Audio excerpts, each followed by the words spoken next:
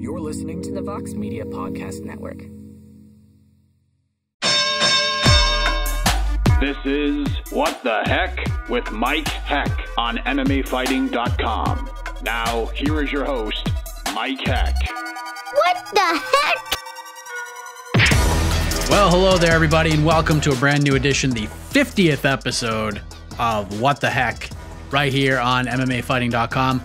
I am Mike Heck. Thank you for checking out the show this week, and it's going to be a good one, my friends. We have a loaded up guest list. 3 of the guests will be fighting this Saturday at UFC Vegas 22, and one of those guests will be in the main event. So a lot to get to this week. Of course, we're coming off UFC Vegas 21, unfortunate ending to that card with the eye poke from Leon Edwards to Bilal Muhammad. That led to a no contest. Just been a wild couple of weeks for DQs and no contests. We got 2 of them on Saturday. Eric Anders versus Darren Stewart also ended in an illegal knee and a no contest. I'm not going to mince words. It sucked. The main event especially. It sucked for everybody. And we're going to see what's going to happen from there. Bilal wants to run it back. Leon wants the title shot. And as we found out on Monday night, he's not going to get it because Kamaru Usman versus Jorge Masvidal 2 is going to go down April 24th at UFC 261 in Jacksonville, Florida, with a full house of fans. That card is ridiculous. It's so ridiculous. We got the strawweight title and the women's flyweight title is on the line as well. Just crazy. Like, we are combat sports fans. We are MMA fans, and we're getting these cards. Like, we get to sit down and watch all of these title fights in the next few months. It's absolutely bananas. But that's in April. Of course, we got the pay-per-view coming up on March 27th, UFC 260. 2 title fights. Got the heavyweight title, Stipe Miocic versus Francis Ngannou. We got Alexander Volkanovski defending against Brian Ortega. But this weekend, the middleweight division will be in the spotlight. Derek Brunson takes on Kevin Holland in the main event of UFC Vegas 22. It's a big one and a very interesting division at 185 pounds. But we'll be discussing that card quite a bit this week and much more. You know what? Let's just get right into it. We got so much to talk about. So here's the lineup for What the Heck this week. Wrapping us up, the former UFC heavyweight champion Frank Mir. He's going to be entering the squared circle on April 17th in a boxing match against Antonio Tarver. How about that? Same card as Ben Askren versus Jake Paul. We're going to see Frank Mir versus Antonio Tarver. Wild, man. Absolutely wild. Excited to chat with Frank Mir a little bit later on. Grant Dawson returns to action in a brand new weight class this Saturday at UFC Vegas 22. He's going to take on Leonardo Santos in his lightweight debut. Very exciting prospect out of Glory MMA with head coach James Krause. I've been interviewing Grant Dawson since he was 19 years old, about to make his 155-pound debut in the octagon. The Prophet joins us this week ahead of that fun scrap. Also competing this Saturday, Trevin Giles makes his What the Heck debut. He takes on Roman Dolidze. Roman Dolidze debuting in a new weight class. He goes down from 205 to the middleweight division. There we go. That's the word I was looking for. He's going to do so in a little over a week's notice. Trevin has been through a lot over the last 18 months, as you guys probably know. He's coming off a knockout win over Bevan Lewis in November. Great stuff from Trevin Giles. You'll hear that later on the program. With the women's bantamweight division being in a lot of conversations these days, especially after Amanda Nunes defeated Megan Anderson. We don't know what's going on with 145. We've heard Julianna Pena call her shot for the chance to fight Amanda Nunes at 135 pounds for the bantamweight title. Well, Aspen Ladd, who hasn't competed since December of 2019, she's been recovering from knee surgery. She's going to join us to give her response to that chatter, which, spoiler alert, she does not agree with one Julianna Pena. 25 minutes from right now, you'll find out why Aspen Ladd feels that way. That conversation is on deck. But first, it is a Kevin Holland fight week. And as it has been on What the Heck since this show started 50 episodes ago, when it's a Kevin Holland fight week, he is on this program. This week is no different. Here he is. All right, well, the tradition continues here on the program, as we have seen over the last several months. When this man has a fight, we are blessed enough to carve out some time with this gentleman. Of course, a big one coming up this Saturday, headlines UFC Vegas 22 against Derek Brunson. Happy to be joined once again by the trailblazer himself, Kevin Holland. How are you, man? I'm doing pretty good. How about yourself? Doing great. So you're getting ready to travel to Vegas tomorrow as we record. You've had a lot of time to think about this one after a crazy 2020 where you went 5-0. What has it been like having a super extended training camp for the first time in a little bit? Man, long. It's been a process. That I can say for sure. Camps are different. It's like it's nothing like getting up off the couch and going out there and getting it versus camps. You got to really put it all in there and, make it all happen every day, all day, So that was fun, to say the most. I know the last time we spoke before the Jacare fight, you said that you actually preferred that new date and that new opponent over the scheduled main event with Jack Hermanson because you wanted to still be able to have the opportunity to jump into short notice opportunities like you've been doing, for the last several fights. And once you became quote unquote a main eventer, those chances may not be there as much. So this is a main event, albeit against a guy you've wanted to fight for quite some time. Did you sort of have to accept the fact that you are a main event guy and that things are probably going to change, especially with how you ended that fight with Jacare? Yeah. I mean, you kind of have to accept that that's what's going to happen with the game, but, still would like to ultimately take last second fights. It's like, I love last second fights. I love stepping in there at any point in time and getting in to bang somebody up. But at the same time, I make enough money now for this is like a professional career and I'm a professional athlete. So I have to act like a professional athlete. So, it was fun. Doing things the way I've been doing things, but, now we're going to do things the professional way and still take last second fights if they pop up. Now, I mean, it's as you say that, like now that you've had a few months to sort of digest the year that you had, like the awards, the nominations, being put in this upper echelon category in the sport, like what did 2020 mean to you? Not just in terms of the money that you're talking about, which you made a lot of, but, just like overall growth, experience, lessons learned, et cetera. Like what's your biggest takeaway from 2020? I'd have to say, the overall growth. I learned how to deal with things in 2020, in a different way. I learned that, I can deal with things in a different way. So overall, it's just a bigger, better man now than I ever once was before. And that, is awesome. Other than that, 2020 was just another year to go out there and to fight as much as I could. And I was thankful that they allowed me to fight as much as I could. It's like, I'm hoping to do the same thing again this year. But like you said, main event now, bigger fights, names and stuff like that. You got to promote the fight. You got to do et cetera, et cetera, et cetera. So I won't be able to fight as much as I used to. But, taking out last year, your boy was the man. You know what I mean? You definitely were the man. Before we talk about Saturday, I did want to get your take on what we saw a little over a week ago. We saw the middleweight champion Israel Adesanya jump up to 205. You loved the gusto in him doing that, but he was on the wrong end of a unanimous decision to Jan Blachowicz. He's going to return back to 185 and do his thing there. What were your thoughts on the fight, Izzy's performance, and ultimately how it all turned out?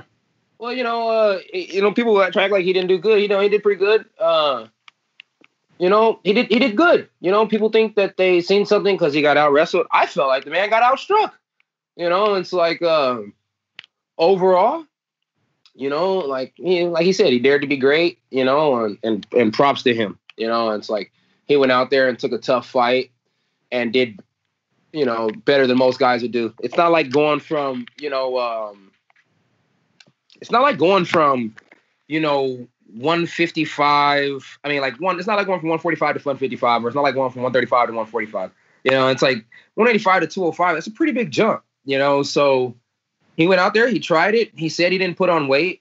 I don't believe that. You know what I mean? It's like if you look at the Israel Adesanya, first got in the UFC to the Israel Adesanya who was fighting Paulo Castillo, he'd been put on weight. So it's like maybe he didn't put on too much more for the Jan fight. Was that the downfall? No. Overall, he just, he wasn't, I don't feel like he was normal Izzy that night. It's like, and then at the same time, John went out there and fought a really, really good fight. So it's like, just know that when you fight Izzy, you got to fight a really, really good fight. You know what I mean? You have to go out there and you have to play it as smart as you can. And because the guy is pretty good. Like you said, he stepped up, he dared to be great, and that was something you appreciated right off the bat. He comes up short despite a pretty solid effort against a bigger guy.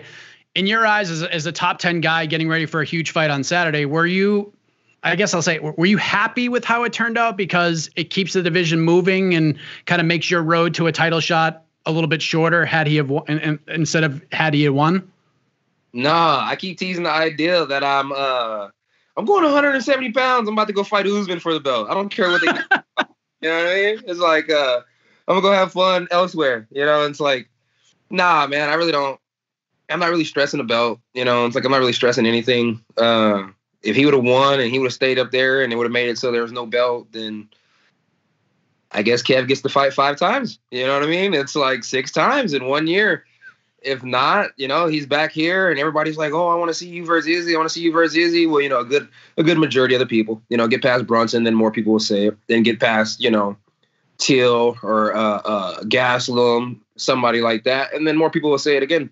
And it's like, eventually the time will come. It's like, I'm all about the styles. I'm not all really about the belt. A lot of people love the belt. I'm like, shit, I got plenty of jewelry. I got a lot of gold. You know what I mean? I got a nice belt buckle made from a nice company out here in Texas, for Texas boy type stuff. It's like I got belts. I got a nice buckle.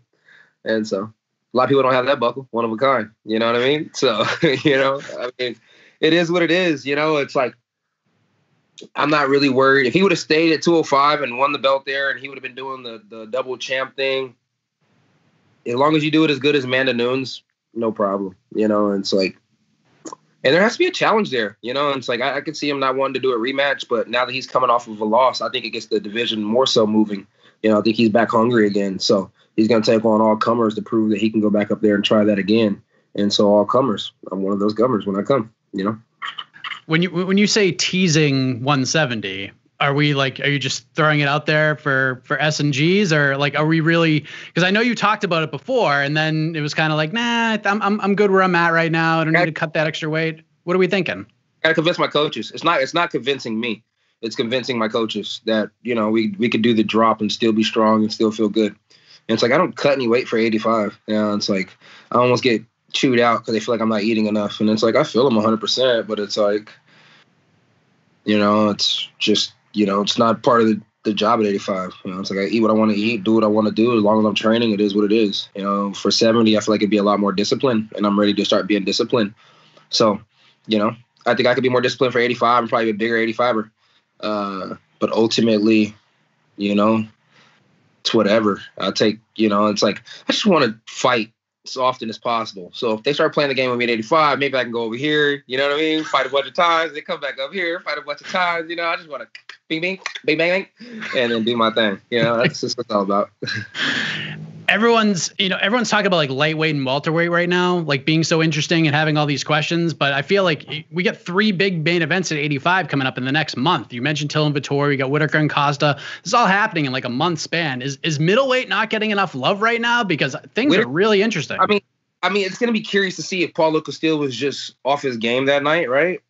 Or if he just, I don't know. It's like, I'm not really high off the Paulo Castillo fight right now. He needs to go get a dub for sure. It's like matching him up with Whitaker. It's like he could lose that fight. Then all of a sudden that buzz behind Paulo Castillo is kind of gone. It's like never, not too hyped off that guy. It's like it's only a big fight there because Robert Whitaker's in it. It's like it's not a big fight because Paulo Castillo's in the fight. It's like no disrespect to Paulo Castillo. The guy's a mean looking bodybuilder, but we're talking about fighting here.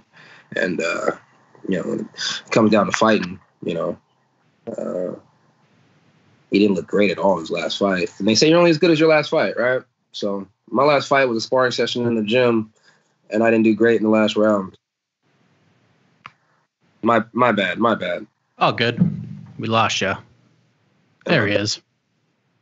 Yeah. So, it's like, you're only as good as your last one. Paulo's Castillo last one wasn't fantastic at all. And then I seen the shadow boxing videos after that and stuff.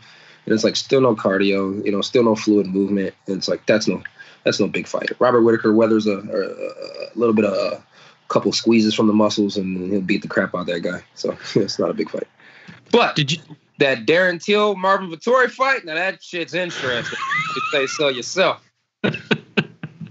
I mean, I'm sure you're going to be watching that one very closely. Can I ask, did you see what Costa said recently about the Adesanya fight, and he had a little too much wine? A little too much wine? What'd you think about that? Shit, you can give me 6 shots of Hallerhead, and I'm still not gonna go out there and bust your head. You know what I mean? So I don't really think it matters. You know what I mean? It's like I come from a kung fu place. You know what I mean? I'm like drunken monkey around here. I don't know, man. I just, those undefeated guys. Those guys who've never tasted a loss before, and then they finally taste a loss. They just tend to cry a lot. Quit bitching. Go out there and do better next time. It's like, you lost. Oh well, it is what it is. It's like if you can't handle losing after talking shit, it's like, don't talk shit.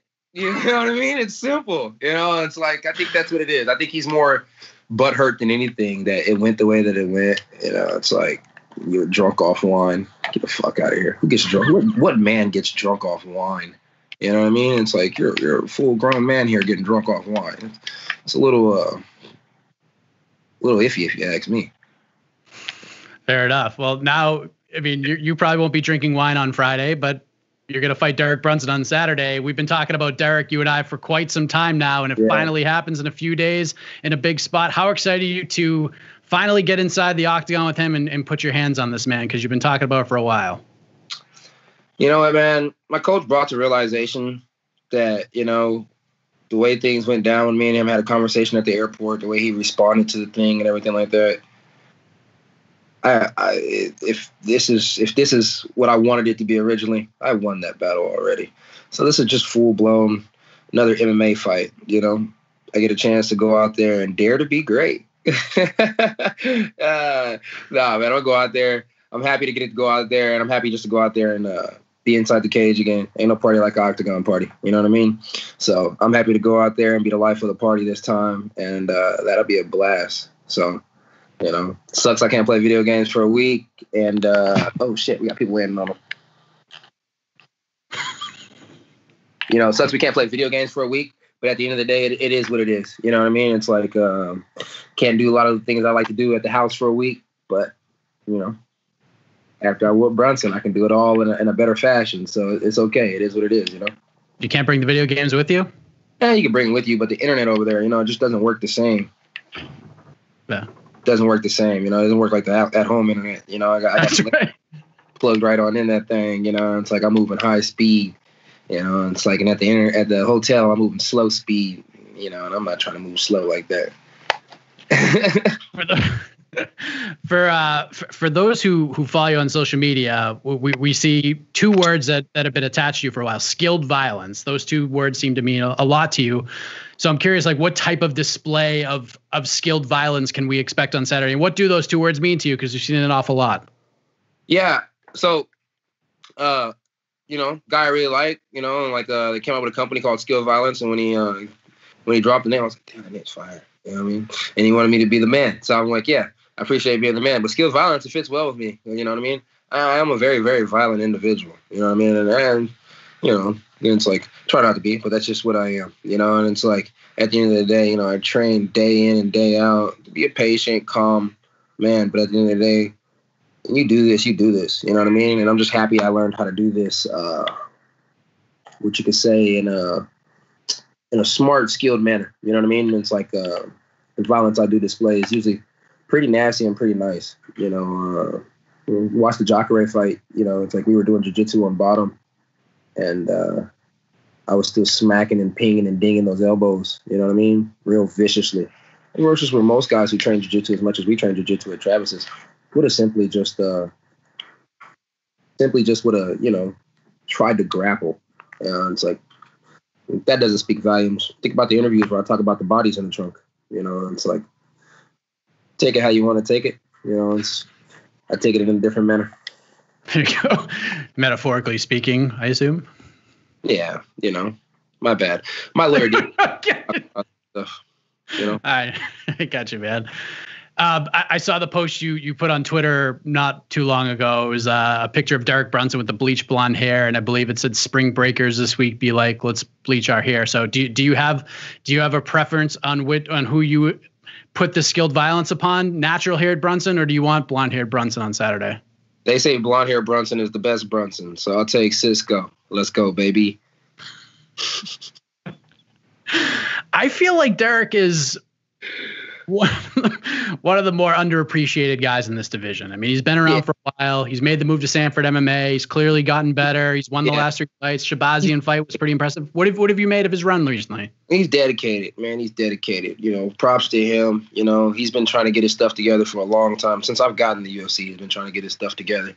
For as far as reaching out, as far as making moves, busted moves, and he's done what he's had to do to ultimately put himself in a better spot. But let's be real here. I hate to be like this, but it's like this is his run to a title. You know what I mean? This is his last run to a title. It's like he's putting everything and all behind this. He's like, what? How old is he? 30-something years old? 38 years old? It's like I plan on being done with this shit at 34. He's still over here scratching at this shit at 38. It's like he's searching for something that's just not going to ever get there. It's like if he was to fight Israel Adesanya again, like let's be real here. What's going to happen? It's like if you're representing USA, you're going to go out there and get your ass whooped and make USA look bad. Sit down, take this ass whooping I'm about to give you, and just let me go out there and make us look good. So that's what I do. Him, on the other hand, people don't even like him. It's like, how long has he been in the video game and nobody plays with him? It's like, I didn't want to have to go there, but let's be real here. His own family and friends, they used him the first couple of days just for support. But after that, they quit using him. People I don't even know, they use my character because they like the swag, they like the attitude, and they just like who I am. You know what I mean? And because it's natural and it's true. If that's naturally true, who Derek Brunson is, he should not be on camera. He's not a people person. He's not the one that people want to talk about or be around. He should just sit back, take the ass whooping that this young man's going to give him, and realize that his time has came and passed. And if he was ever going to be something, it was when he knocked out Leonardo Machida. That was his fame at a belt. After that, it's a wrap. You're done, dog. How does it feel that you're finally in the game? I mean, it took long enough, right? Jeez Louise. It feels pretty good. I play with my character. I don't know if my character sucks or I suck, but let's just suck. So it is what it is. We got to get that rating up, man. Good performance on Saturday boosts up that rating a little bit. Yeah, man. It'd be nice, but at the end of the day, I'm just happy to be in a video game. So if the rating sucks, at least I got there, and that's what's up. At this point in time, I'm just worried about busting heads. If that builds the rating, awesome. More beneficial for busting heads. I used to just get free tattoos and don't get it twisted. I take full advantage of that. Well, I mean, it's wild the difference weeks make in the sport, because the hangover from UFC 259 seemed like it lasted forever. It almost like Saturday, like this past Saturday, just kind of went under the radar, and then we had a main event, didn't have a completion, ends up in a no contest. So now we're ready to turn the page to the Saturday. You and Derek Brunson finally going to go at it. We need a main event to a completion, Kevin. How does this thing happen? Shit, DQ. I stomp on his head if he keeps running his fucking mouth. Don't do that, Kevin. Come on. We don't need any more DQs or no contests. All right. This is the way it goes. Derek Brunson tries to hump me. I sub him. Right? Derek Brunson tries to hump me. I catch him with a nice shot on the way in. He goes to sleep. If Derek Brunson stays patient, he gets his ass whooped until he can't get his ass whooped no more, and then the fight's over. I mean, sub, Crash Bandicoot knockout, or simply a good display of this most looking striking you've ever seen in the UFC, looking fucking good, and that's me, baby. Let's go. All right, I be reading those little comments everybody be putting on the post. I'm out off balance and unorthodox. I look kung fu, baby. Let's go. Yeah, so I'm down for whatever. I just want to have a good time. All I need Derek Brunson to do is to cut me open, because then I get 2 weeks off from the gym, and I need that. You know what I mean? It's like we've been working hard. I take 2 weeks off. You know what I mean? Last week of March, I'm trying to take somebody's nasty ass daughter on the best vacation of their life. So we'll see what happens. What? Who's what? Yeah, someone's nasty ass daughter on the vacation of their life. I don't know whose daughter be, but there's somebody out there who wants their daughter to have a good time. Put them up for grabs. And there you are, the knight in shining armor, Kevin Holland. How about that? So I mean, with these big fights coming up in April, this is an opportunity. You could slide back in there if something happened. Is that something that you're interested in, or you're like, nah, this is a hard camp. Let's take a couple of weeks off. Look, 2 weeks off means that I'm ready to go. First fight of April. It doesn't mean I'm done. You know what I mean? It just means, I get to go have a little fun under the sun for a couple days. And then after I have fun underneath the sun, fly to Vegas and fight. Back to business, baby. I'm like Dennis Robinson. You know what I mean? I can go out and party hard as hell one night and then win a championship the next night. Don't play with me. You know what I mean? Don't play with me. I'll do it. Don't tip me. You know what I mean? I'm going to see if anybody wants to go and sip Hallerhead before we go out there and fight. Don't play with me. Yeah. Oh, man. Last thing, I thought it was pretty cool to see you on the Joe Rogan Experience, biggest podcast on the planet, man. I mean, that's pretty cool to see you and Travis Lutter get that shine, man. What was that experience? There's a pun for you. What was that like for you? Dude, it was pretty cool. It was just cool because, it's like first show me and my mom ever watched, like, you know what I mean, together when I was younger was Fear Factor. And it was when Joe Rogan was the man on there. So, you know what I mean? Just being able to be around Joe for me was, was amazing. And that was one of the greatest things about joining the UFC was like, man, I'm about to be able to get interviewed by Joe Rogan, you know what I mean? Talk to him about Fear Factor. And, I was trying to hope I could convince him to do one little show with me on there, you know what I'm talking about? But he wasn't talking about it, so. Oh, wow, I finished that guy. Wow, with a pistol. Oh, my God. Check me out. I'm about to die now. Uh-oh. Don't die. Oh, I died. But I killed him with a pistol. One hand on the phone, one hand on the trigger. Let's go. Smoke him. Let's go. It's my fault. It's my fault. You died. My boy expects me to die 20 times. He got 4,000 sitting over there so he can buy me back on Call of Duty. It's okay. Oh, man. You're the man, Kevin. This is why I enjoy these traditions. Tradition is an important thing, and we get to do these every fight week, and it's amazing. Is there anything else you'd like to get off your chest before we wrap this thing up and you can go back and get your life back? Shout out to everybody who's on the shirt, especially Beer Roofing. I ain't been tagging you guys and playing a video game, which was much lately because I've been tired as hell, but shout out to Beer Roofing. You know what I mean? Love you guys. The always animated Kevin Holland back on the show this week. Big time fight this Saturday with Derek Brunson. I am excited for it. 185 pounds, a lot of fun right now. Excited to see where Derek Brunson goes if he beats Kevin Holland. And I think Kevin Holland makes a huge jump if he wins this fight, especially if he gets a finish. There's a lot of people thinking that he could jump the queue altogether and fight Israel Adesanya next. It's possible. I don't think it happens, but it definitely puts him in a great spot to maybe get another win, 2 at the most, to get there. But again, we got 2 big main events coming up over the next month. We'll see what happens at 185 pounds, but the big movement in this division goes down this Saturday between Brunson and Kevin Holland. Let's move ahead to a fighter in the top 5 at 135 pounds. She's getting ready to make her return. She's ready to make some noise, and she has heard Julianna Pena make some noise, and she doesn't quite agree with the Venezuelan vixen. In fact, she has her own idea for Julianna Pena. Let's hear from Aspen Ladd right now. All right, a lot going on in the UFC women's bantamweight division right now, so I wanted to check in and get an update from the number 3 ranked 35er in the world as we welcome Aspen Ladd to the program. Aspen, how are you? Hi, I'm doing really well. Thanks for having me. Absolutely. It's great to have you here. First and foremost, we haven't seen you fight since your victory over Yana Kunitskaya. It was December of 2019. You had 2 fights booked last year, one with Julianna Pena. She withdrew due to an injury. Plus, the event was canceled, and then you were booked in June with Sarah McMahon. Then you injured your knee, tore your ACL and MCL. So I'm curious how the recovery is going. How are you feeling around 9 or 10 months into this thing? Well, technically, I had 3 fights booked. I was supposed to fight Julianna twice, and she pulled out due to injury. And then the second time, I don't know. And then they rebooked me with Sarah. And then we all know what happened before that fight, unfortunately. So I think I'm about 8 months post-op right now, and I'm feeling great.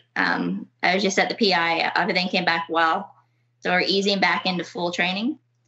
I should be good to go by July. So are you you say easing in, are you technically cleared, but you're just kind of slow pacing, or is it still a process to get to that point?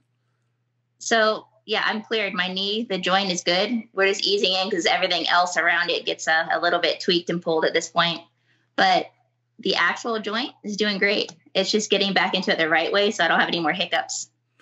Living where I live here in Massachusetts, there is hiking everywhere. I'm up in the Berkshires and I live in the mountains. So, I mean, you've been using hiking a lot. I've been seeing on Instagram and social media to aid with your rehab. How beneficial has that been for you and your furry friends as well? It's extremely beneficial. I suspect the only reason that my knee didn't blow out completely is because the density of muscle I have there from the years and years of hiking. But just getting back into it, like 6 weeks after surgery, for example, it was so bad because I couldn't do much of anything. So it was like a 40-minute mile, but now I'm back to what it was previously. And it's just a huge mental thing, mental, physical. You just feel better.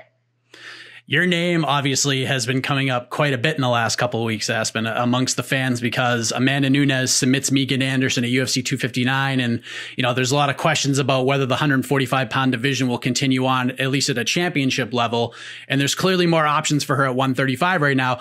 Before we get into some of the big talking points and why your name has been brought up so much, what did you make of Amanda's performance against Megan and that unique submission she landed in? Because one, that's not being discussed enough, and two, she's just on this unbelievable run right now.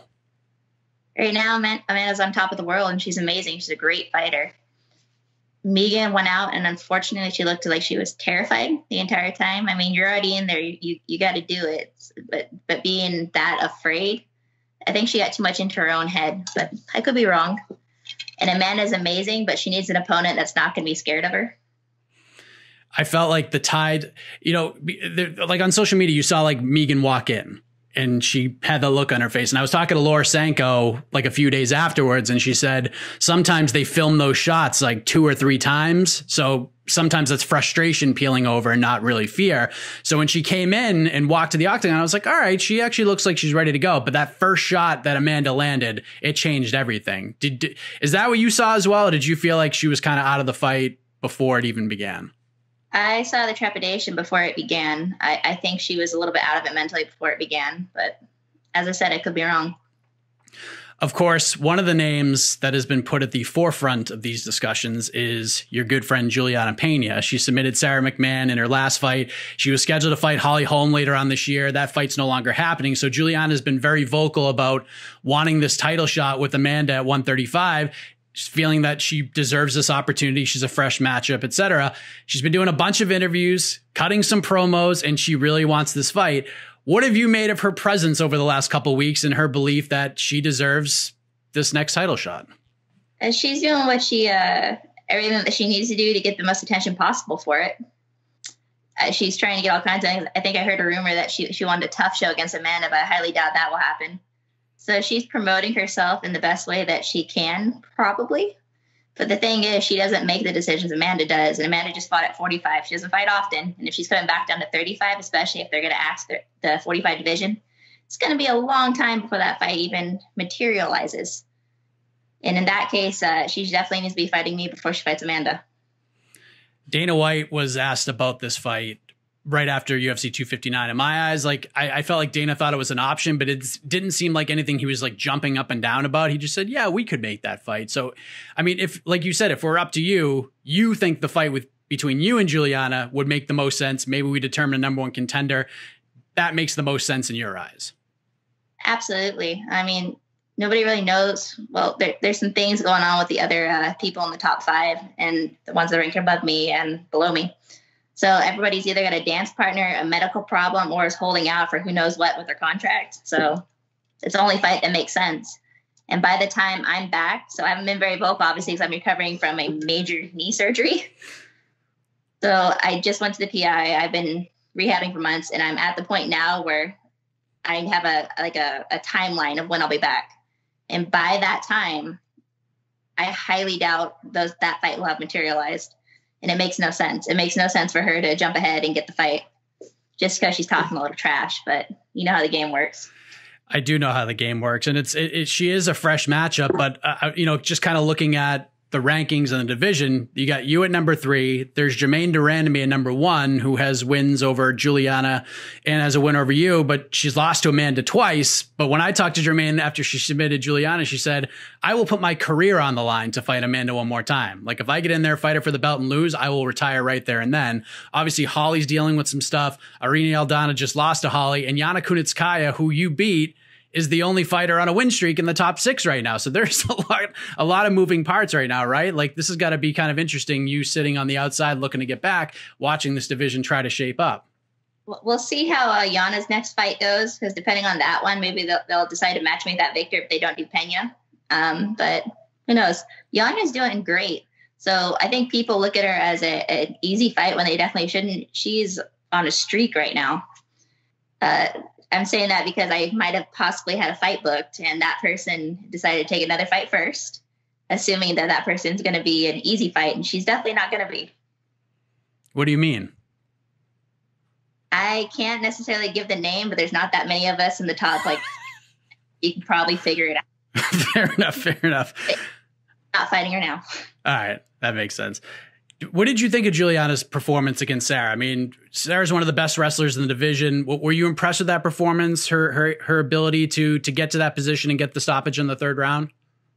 Sarah's an incredible athlete, an incredible wrestler. She's one of the best in the world at what she does, but she's never translated over too well to MMA. Obviously, I was preparing to fight for before I got injured. Her problem is when it starts getting tough, she tends to break. So Julianna went out with a perfect game plan, essentially what ours was beforehand, and she won the fight. I was not shocked by the outcome at all. I think they're both great fighters, and obviously McMahon is wonderful at what she does, but she just doesn't quite translate to MMA. What I was thinking about the other day is, like, when Julianna was going on the media tour, I was just like, you know what would piss a lot of people off and probably appeal to Amanda? If you just came back and said, you know what, my knee's good, I'll go up to 145 and fight Amanda for that title. Like, Amanda would probably prefer that, if we're being honest, so she doesn't have to cut that extra weight. That'd be some pretty cool chess moves right there. I'd prefer that. I mean, but it's not easy making 35, and I know for Amanda it isn't. But I heard rumors they're going to get rid of the entire 45 division. What do you know about that? I know that reports came out, like Megan was on her Twitch channel and she said that they're getting rid of the division. Now, there is a fight coming up in May between Felicia Spencer and Danielle Wolf, but from everything that I've been told, there is no discussion to get rid of the division as a whole, and it's going to be around as long as Amanda wants to keep defending both titles, which she does want to do at this point. So, if she has the option to defend 145 or go down to 135, something tells me she's going to prefer the former, you know? That's not even an option. I mean, if she has, the problem is she's lacking contenders, but she's lacking them in both. And the other problem is a lot of the 35 chicks, like look at the 45 division and or the 45 tough show. Every single one of those women that came through, they dropped. It's like, you just need legitimate fights at 45. I don't know. I would like to fight both. I always have. So if you came back and the UFC approached you saying, listen, Amanda wants to fight at 45, why don't you hop up and fight her? I'm sure you're jumping on that, right? Absolutely. Obviously, I'd like to have the Julianna fight first, or one of the other women. But if they came out and said, hey, you want this fight? It was like, well, shit, send me back on the horse. All right. If they book Nunes and Pena next for the bantamweight title, how do you think that plays out? I think Julianna is a more legitimate contender than anybody she's fought recently. I think she has a little, it'll be the grappling that brings it in. With Amanda, her only thing that she's ever showed, in my opinion, is a little bit of lacking cardio. And when she gets to the ground, it's not really all that fast paced. So I think Julianna has a better shot. Do I think she'll come out victorious? No. But do you think her style and stuff could pose some threats? Of course. But anybody at that level can pose some threats. It's just who's going to have the better night. That's a good point. If they make that fight, I'm sure, I mean, there's options for you. Obviously, we just ran down a whole bunch of them, but I mean, I'm sure you'd love to run it back with Jermaine. There's Irene, maybe Holly down the road whenever she's ready to come back. What sort of sticks out to you if the Pena fight isn't there for you next? It was Raquel Pennington, so I've always wanted to fight her.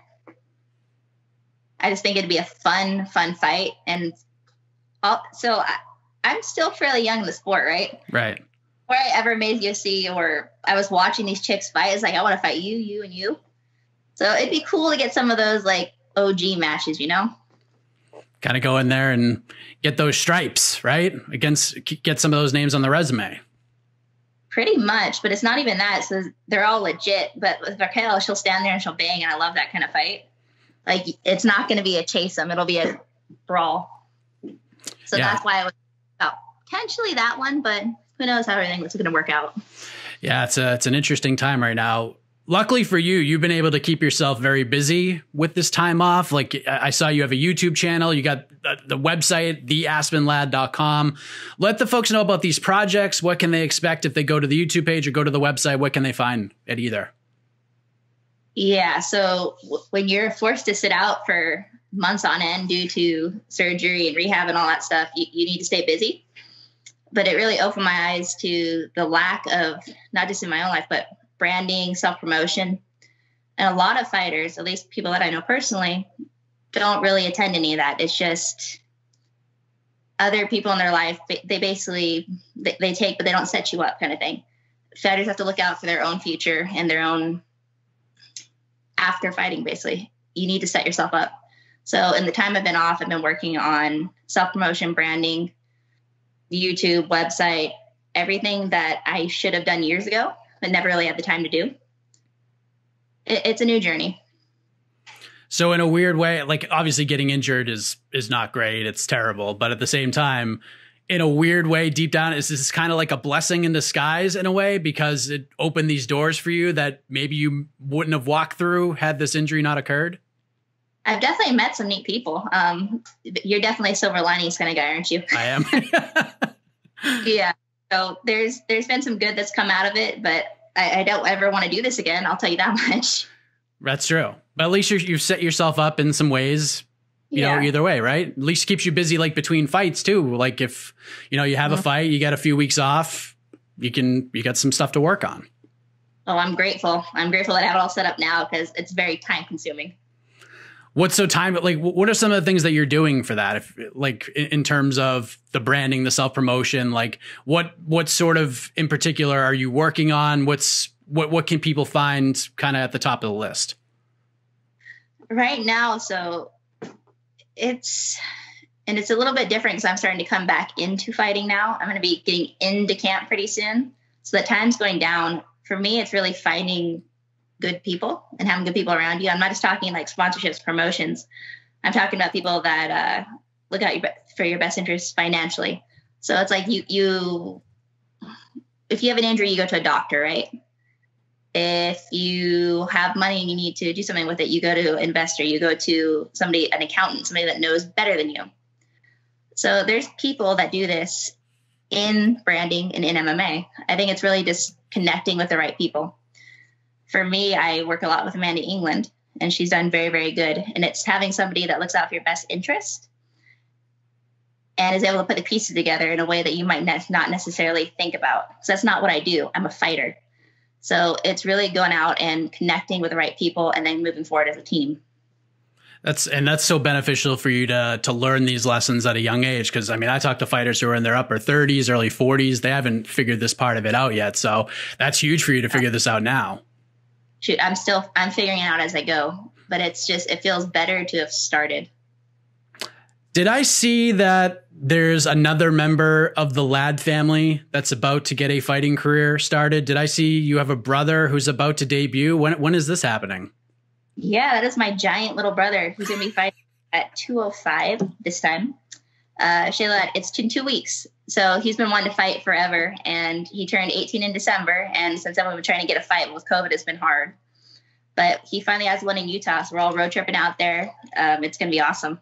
Nice. How long has he been in the game training and getting himself ready, at least for the 18th birthday to roll along so he could have this opportunity to fight? Oh God, he did. He started karate when he was young, and he's been going to the gym with me forever. So Shayla's been doing it for probably 5 or 6 years now, at least. Is he still in school? What was that? Is he still in school? He is. He's a senior, though. He's finishing up. But with like COVID, like I don't know if he's ever going to get to go back to actual school. So I hope he does, because last year he was doing really good in wrestling. So he's been doing MMA and karate forever. He got into wrestling, did great. And then he just couldn't do it anymore because everything shut down. Good on him. We wish him the best of luck. By the way, Fluffy Hernandez, what a performance. What a fight. I think I'm trying to remember February, I believe. What an upset. No one gave him a chance to win. He goes out there and submits a former multi-time ADCC champion. I mean, that must have been ridiculous for you to watch. What did you think of Anthony's performance and what it has led to? The bonus and him being able to help his family out, give the kids the house they wanted is what he told me. What was that like for you to see him have that moment? At this point, Fluffy's basically one of my other brothers. We've been together forever. It was like, it's hard to even describe. It's like, he's one of the ones where he fights, like, I feel like I'm going to throw up the entire time. Like, I'm fine fighting myself, but if I really care about somebody, it's really, really bad. Like, a couple weeks in Utah is going to be really, really bad. So it was a huge sigh of relief and just being extremely happy. He's like, oh, okay, yay. So that's basically what it felt. Like, I can't even, it's hard, man. When he got taken down, we were just like, uh-oh. And then he was able to get back to his feet, and you saw that, you know, his opponent was super tired, and Anthony started getting off. He was landing those big shots, but he wouldn't go down, and finally he gets a submission. I was just like, man, this is such a wild ride. So for you, is it more nerve-wracking for you watching teammates, family, etc. fight as opposed to when you fight? Way harder. And no, I wasn't shocked when he got his submission. That is like what we call it, the fluffy teen at the gym. He's been doing that in his fights forever. He gets everybody with it. But I did hear, I believe in his corner, Jim and everybody, no, don't do it. But he got it. Unbelievable. That was a great performance. You obviously have a lot going on these days, Aspen. I appreciate the time very much. Looking forward to this return. Anything else you want to let the folks know about before we wrap this thing up? Just a huge thank you for having me on, and you guys will be seeing me back soon, and hopefully against Pena, but we'll see if she gets what she wants. Any message you want to send Julianna's way before we say goodbye? I've made it this long without talking trash. I think I'm going to keep it. Aspen Ladd making her debut on the show. Listen, that's what she wants. She wants the fight with Julianna Pena. She understands if the UFC decides to book Nunes versus Pena. She actually thinks Pena matches up pretty well stylistically, but she wants the fight with Pena. She said, hey, we booked this thing twice. Let's settle the score, and then we can start talking title fights at 135 pounds. Either way, I'm excited to see Aspen Ladd back in the octagon competing soon, and that's good. That's good for the division. It's good to see Aspen back. She's one of the exciting prospects in the women's divisions. No doubt about it. One fighter who will be competing soon, Trevin Giles. In fact, he'll be fighting this Saturday at UFC Vegas 22. Let's hear from Mr. Giles right now. All right, we move ahead to our next guest. He returns to action this Saturday at UFC Vegas 22. He takes on Roman Dolidze. Trevin Giles joins us on the program and on Fight Week. How are you, sir? I'm good. How are you? I'm good. So a little behind the scenes chat here. Took us a while to get this thing going, between getting the audio to work and then getting everybody to stay in the room to produce this thing. I mean, technology is a son of a gun, is it not, Trevin? Yeah, it is. It is. We've been struggling for a little bit, but we got it. I wanted to say much filthier language than son of a gun, but I caught myself. But I appreciate you joining me, man, especially on Fight Week. As we have all learned over the last year, especially, card is subject to change, is a very real thing. You were supposed to face Dricus du Plessis on this card, and unfortunately he had visa issues and was forced out of the fight. So I'm curious, when were you made aware that things were getting switched up and you were getting a new opponent? Just like a couple of days ago. I want to say it was Saturday. So not too bad. It's better than the Krause situation when you found out, the day before? Right, yeah, exactly. So, I mean, that time it was under a little bit of different circumstances because, you know, the guy had some issues with his weight and ended up having to get hospitalized. He tried to cut too much. But it was kind of similar to actually when I fought my last fight, Bevan. I was supposed to fight Jun Young Park, I think. Oh, that's right. Yeah, and then he had visa issues too, so it didn't happen.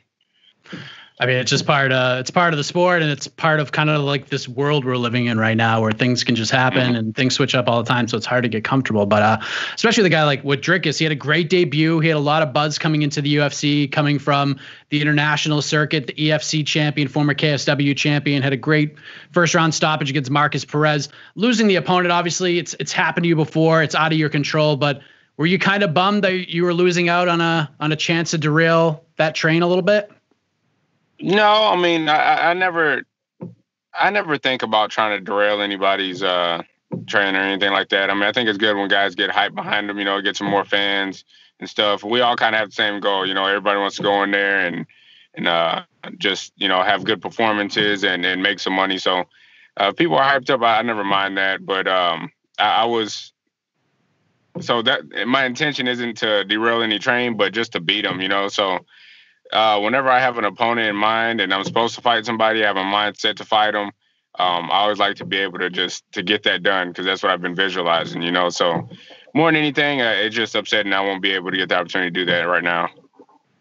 So I mean, there's a lot of fighters out there who like look for chips to find heading into these fights to add to their shoulders. You're not that kind of a guy. You don't need a chip. You just know you're going in there to fight somebody and try to make some money. Yeah, man, it's a competition. I mean, we can be competitive and stuff like that. That's fine. But I don't know any of these guys before I fight them, So and I don't need to look for a reason to be angry or not like the guys to put hands on them. For me, it's a sport, I mean, that's it, right? So I mean, we can fight, and then afterwards, I'll shake your hand like I always do. It's nothing personal for me.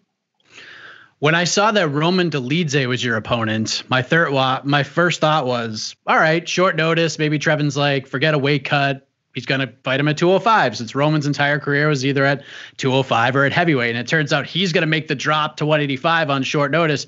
Did you kind of have a double take when you found out you were fighting Roman Dolidze at 185 pounds? To be honest, I didn't know who he was. I ended up finding out I wasn't fighting my last opponent. And then one of my coaches sent me his name and said, hey, we might want to jump on this tonight or whatever because of, whatever reason. So then I was just like, let's do it, right? And then I started looking at film and stuff afterwards.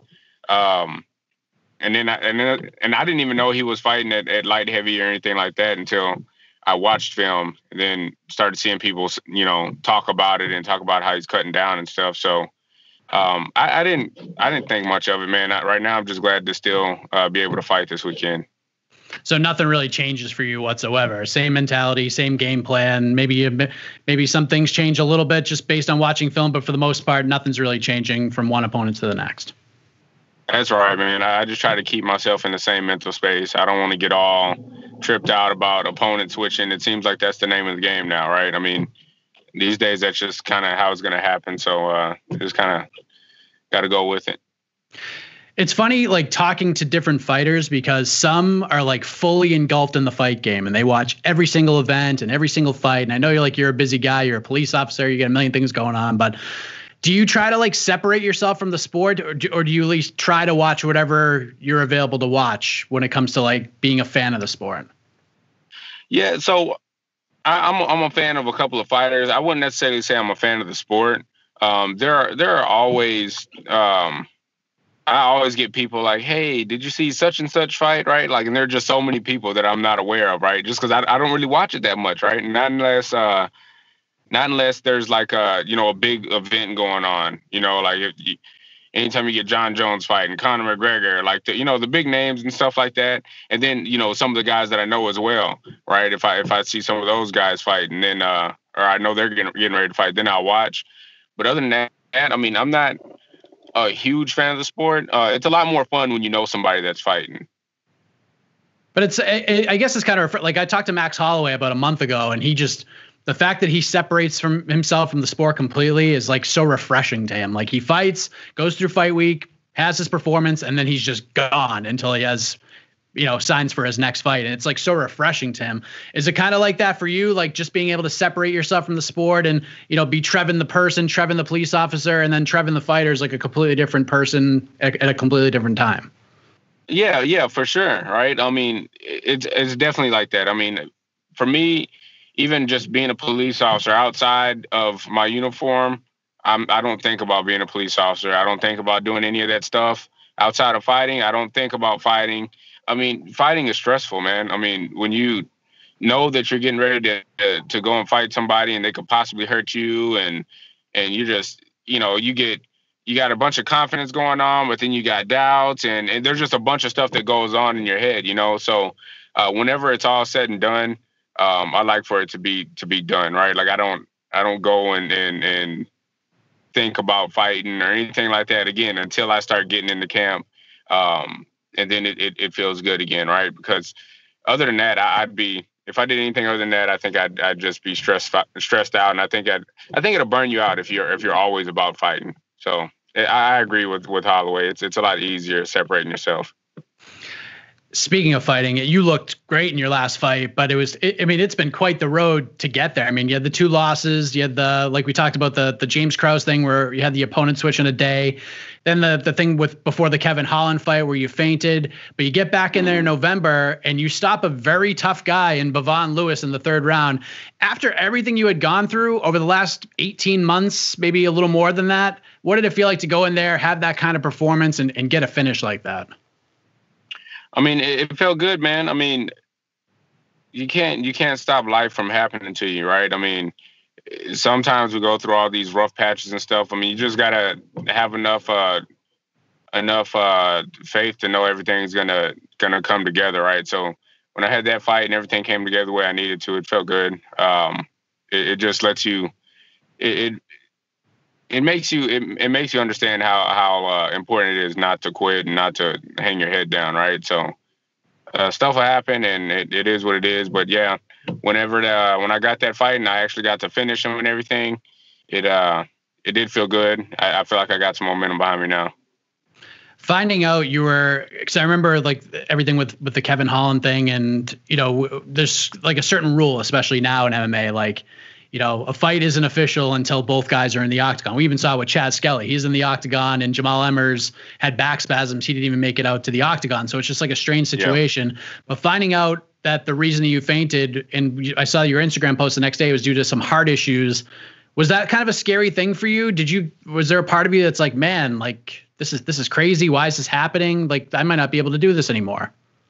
Yeah, it was scary. I mean, anytime something happens and then it threatens your career, and not just your career, man, but when you start talking about your life, right? I mean, I had a bunch of weird people, a lot of MMA fans and stuff like that. They like to, for some reason, it's more entertaining for them to feel like I was afraid. So I fainted and I don't know, it was some kind of way of me to get out of the fight or something, right? But it's weird, man. Like I don't know. I mean. But anyway, but yeah, just hearing that at first, it was like I didn't know what was going on, right? I just wasn't aware of anything that was going on, and then I saw everybody around me, and then they kind of had funny looks on their faces. I ended up saying I felt fine because I did. I mean, once I came to, I felt fine. I didn't know what happened at first. I was like, I know damn well Holland didn't knock me out, right? Like. I didn't know if the fight was over or something, So, but I ended up getting transported to the hospital. Got to the hospital.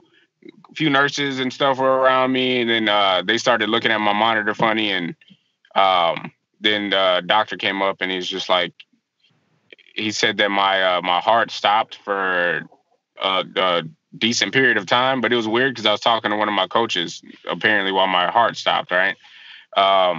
And he said they'll just keep a close look on me. So I spent the night there. They said it happened a couple more times overnight, and then it stopped happening. So I don't know what it was, but, when stuff like that happens, you think about your career and you think about your family, I mean, more than anything, your family, right? So I don't know. I didn't know if my life was just going to change after that, but I haven't had any issues since. So I'm good. I'm going to keep going. Did you because I know in that Instagram post you said you were going to go see a cardiologist and try to get some answers. Did you end up doing that? Yeah, I mean, even while I was they were doing all types of tests on me while I was in Vegas, and then they wanted to keep me. So I told them, no, I want to go home to my family, right? They were worried about me and stuff. So I had some doctors and stuff I know down here.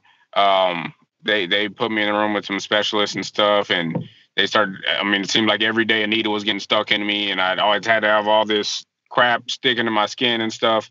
But from what they were saying is I looked healthy to them, and they don't know why I had heart issues when I was backstage over there. They don't know what was going on in Vegas, but they said I look fine right now, and they were just saying keep an eye on it, and if it happens again, come back in. Like I said, I haven't had any issues. And when I was in Vegas, they said they saw it happen multiple times overnight, but then it stopped. So again, I don't know. So when I got to Houston, they didn't really see much. They saw that I was healthy, and we set up the next fight. Yeah, and then you got a knockout. So there you go. Yeah. It's all's well that ends well, I guess. Middleweight, in the middleweight division right now, it's really interesting. There's a lot of big fights at 85 over the next month or so. One of them is in the main event this Saturday with Derek Brunson and Kevin Holland. Do you feel like 185 is as interesting as it's ever been now, with like all these new contenders emerging, the champion being Israel Adesanya? Do you see a lot of opportunity in this division right now? Yeah, to me, in my opinion, not even just saying it because I'm in the division, but I think it is the most exciting division because you have the perfect mix of knockout power and skill, right? So, you look at heavyweights. Heavyweights are kind of starting to get more athletic and stuff and look better. But for the most part, they're bruisers, right? Like they just come out to land a shot and put you away, right? There's usually not a whole bunch of technique that's put towards it.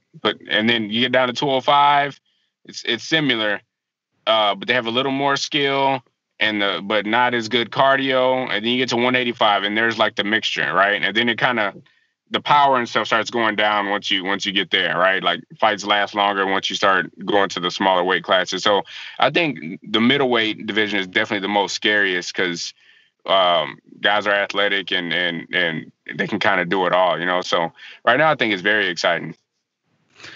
Like you said, there's not a lot of time to like prepare for Roman. You watch a little bit of film on him. You're not a guy that watches all the time, so you weren't even familiar with him when you got the name. But from what you've seen, like in the film that you've watched and in the fights you've seen with Roman, what have you made of his rise? He's 8-0. What have you made of his skill set and kind of the openings you see in this fight on Saturday? I think his best thing that he's got going for him is just his confidence. And he seems very confident. I think that my edge is going to be my athleticism and my striking and my speed. I don't think that he's going to be able to deal with that. I expect him to try to mix up his striking, to try to get me worried about his striking, to get a little respect with his striking, and then try and sneak a takedown on me to slow down my game and stuff. But we'll see what happens. I think that he's a decent fighter. I don't think that he's somebody that's he doesn't look like an easy guy to put away.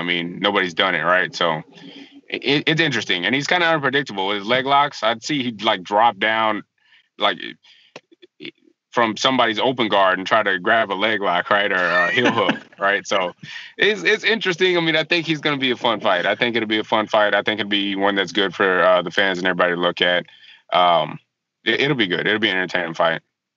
Apparently he's been looking to make the move to 85 for a little while, so I think he's already been trying to cut down and slim down to get there. Is there a part of you that's concerned? Like you said, it's a big drop off between 205 and 185. That's a big drop. Are you concerned about possible, especially with the short notice? Are you concerned that maybe a hiccup on the scale or are you just not concerned because it's not in your control? It's not in my control. It concerns me a little bit. I trust that he's going to get there. I don't think that a guy that's coming from 205 or that's always been fighting heavier just takes a short notice and he's like, yeah, I'll just kill my body and get there. Hopefully he's not doing that, right? So I already imagine that he was probably already set to try and make a 205, a 185 appearance. but it worries me a little bit, right? You never know what guys are doing or what they're going through, you know. So it worries me a little bit. I already had one opponent that can't fight, and now if I end up having another one that can't fight, that's going to be irritating to me, right? Because who knows if somebody else pops up, right? If not, then I gotta wait, you know. So we'll see what happens. Like you said, it's out of my control, so we'll see. Well, I'm a silver linings guy. I'm a positive thinker. Let's all things good. Both of you guys make weight. We step into the octagon on Saturday. How do you see this thing playing out? I think that he seems to be patient, so I think that it'll start off being a little chess match, maybe. It all really just depends on what you see when you get out there. But like I said, I think that I'm going to have the speed advantage. I think my striking is going to be better than his, and I see him trying to close the distance, and I expect to be catching him with some nice shots and probably finish him. If he's out there and he's sluggish, I know he's been cutting weight, so maybe he's a little bit faster, but if he's sluggish, I'll finish him at maybe end of the first or maybe towards the middle of the second. I wanted to get your take on something because you said something earlier that kind of boggled my mind when we were talking about the heart issue and fans hitting you up thinking that you were ducking and you were afraid to fight Kevin Holland. And it's something that I saw you post on social media as well after the Conor McGregor Dustin Poirier fight, because I know you took umbrage with some people and some fans sort of giving Conor a hard time about the loss and everything. And we're seeing a lot of that when it comes to what happened in the fight between Aljamain Sterling and Petr Yan with the illegal knee. And you know this as well as anybody, it can be pretty rough on the interwebs at times being part of this sport. What is that like, man? Like as a fighter to deal with these kinds of things, and how do you navigate that stuff? Because it's probably hard to ignore and you don't want to drive yourself too crazy with it. Well, I mean, it's annoying, man. I mean, you just got to get to a point where you understand that these people aren't in your position. That's why they're talking, right? I mean, these same people, if they could watch what happened to me and have something to say or say that I'm scared and all that other stuff, the reason why you don't really see fighters saying stuff like that is because they actually have to fight, right? So if they got to fight next week, they don't want to be talking right now and then get knocked unconscious by somebody next week, right? It's just real, you know, like, and a lot of fighters know that things happen, right? I mean, we put our bodies through a lot. So stuff happens, but it's very annoying. It's extremely annoying, especially when before I made it to the UFC, I was, I want to say I was 9-0 or 8-0, one of those, with all finishes but one, right? I was finishing everybody like crazy. And then I came into the UFC, got 2 finishes, knockout finishes. Then I stopped and went to the police academy, came back, took a couple losses, and now it's like everybody forgets everything, right? Or if you have a heart problem, right? I mean, they can know you have a heart problem, but for some reason, it's just more entertaining if I was scared, right? So I don't know, man. And it doesn't help that people say things. I mean, even Dana, right? Like Dana will say stuff, right? And he's a civilian too, right? It's not like he's somebody who's getting out of there and putting anything on the line, right? So he says stuff too. Like he basically led towards me being scared. He's like, oh, you know, these are big events and, you know, some of these guys can handle it. Some of these guys can't. And so he'll say stuff like that. So when fans hear stuff like that and it's coming from Dana, now it's like, oh, well, Dana's saying it, right? So, right, it's like for some reason he has some kind of credibility there when he's never had to really lace up and do the job, you know? And it doesn't help also when, you know, I mean, Holland was talking too, you know, he was like, oh, I think he said I held my breath or something like that to get out of the fight. I held my breath and passed out. But, you know, he made it clear that he was just upset that the fight didn't happen and stuff. So I won't go too much on that. But when people hear that, it becomes an entertaining thing for them to just keep it going, right? Like, oh, he was scared, right? That's the fun thing. I guess it's much more fun than me having heart issues. It's crazy, man. So crazy. It's like, and you kind of just want to see them eat a little humble pie once in a while. Like, especially like when they say that and then they find you have heart issues, you're like, ooh, probably should take that comment back. Right. And then they won't, right? Like they don't care, man. They don't care. These people are ruthless, man. These people are like, man, it's just natural to feel like hurting these people, right? But they're just there's no telling who they are. I mean, they could be unhappy people that don't have stuff going on for them in their own lives, and you just don't know, right? So I don't know. I try not to think about it too much, but it's annoying. Yeah. I mean, I think at the same time, it kind of feels like the sport's made it in a way, because you see this in every other sport too. Like Tom Brady, like I'm a Boston guy, big Tom Brady fan. Even when he went to Tampa, I'm still going to take pride in that victory. But people just hate Tom Brady for no reason. He's just a guy who wins, and people just hate him. It's just it's wild. Man, I think it's people don't like success that much, right? I mean, if you get people that I think that it has to do with people's own internal issues, right? If you get somebody who never loses, I mean, you get a guy that loses that stuff in life, and then that guy sees somebody who's not losing, he's winning. Then it's just like, now they want to wait for him to lose, and they want to wish him a loss because it means that they're not as bad, right? It's like, oh, well, if he loses, then maybe I don't suck so much, right? Like, so they try to push it off on somebody else, So I think that's all it is. I think that's why people wanted to see Floyd lose too, is because you have to lose for some reason in people's mind. You have to. You have to, right? But you don't, right? So I don't know. I don't know. I think people are unhappy, man. Should be a fun fight on Saturday between Trevin Giles and Roman Dolidze. I don't think that one's going the full 15, ladies and gentlemen. I don't think it does. But we'll see how it plays out. Maybe I'm wrong. I don't think I will be, though. But another fighter looking to have a short night at the office in his own right in Las Vegas, Nevada this Saturday is the man making his debut at 155 pounds after an unbeaten start to his featherweight career in the UFC. Let's hear from Grant the Prophet's Dawson. All right, one of the brightest prospects in the UFC returns to the program this week and returns to the Octagon March 20th, heads to the UFC lightweight division to take on Leonardo Santos. Hell of a fight right there. Grant Dawson, the man behind Dawson Airlines, joins us once again. How are you, man?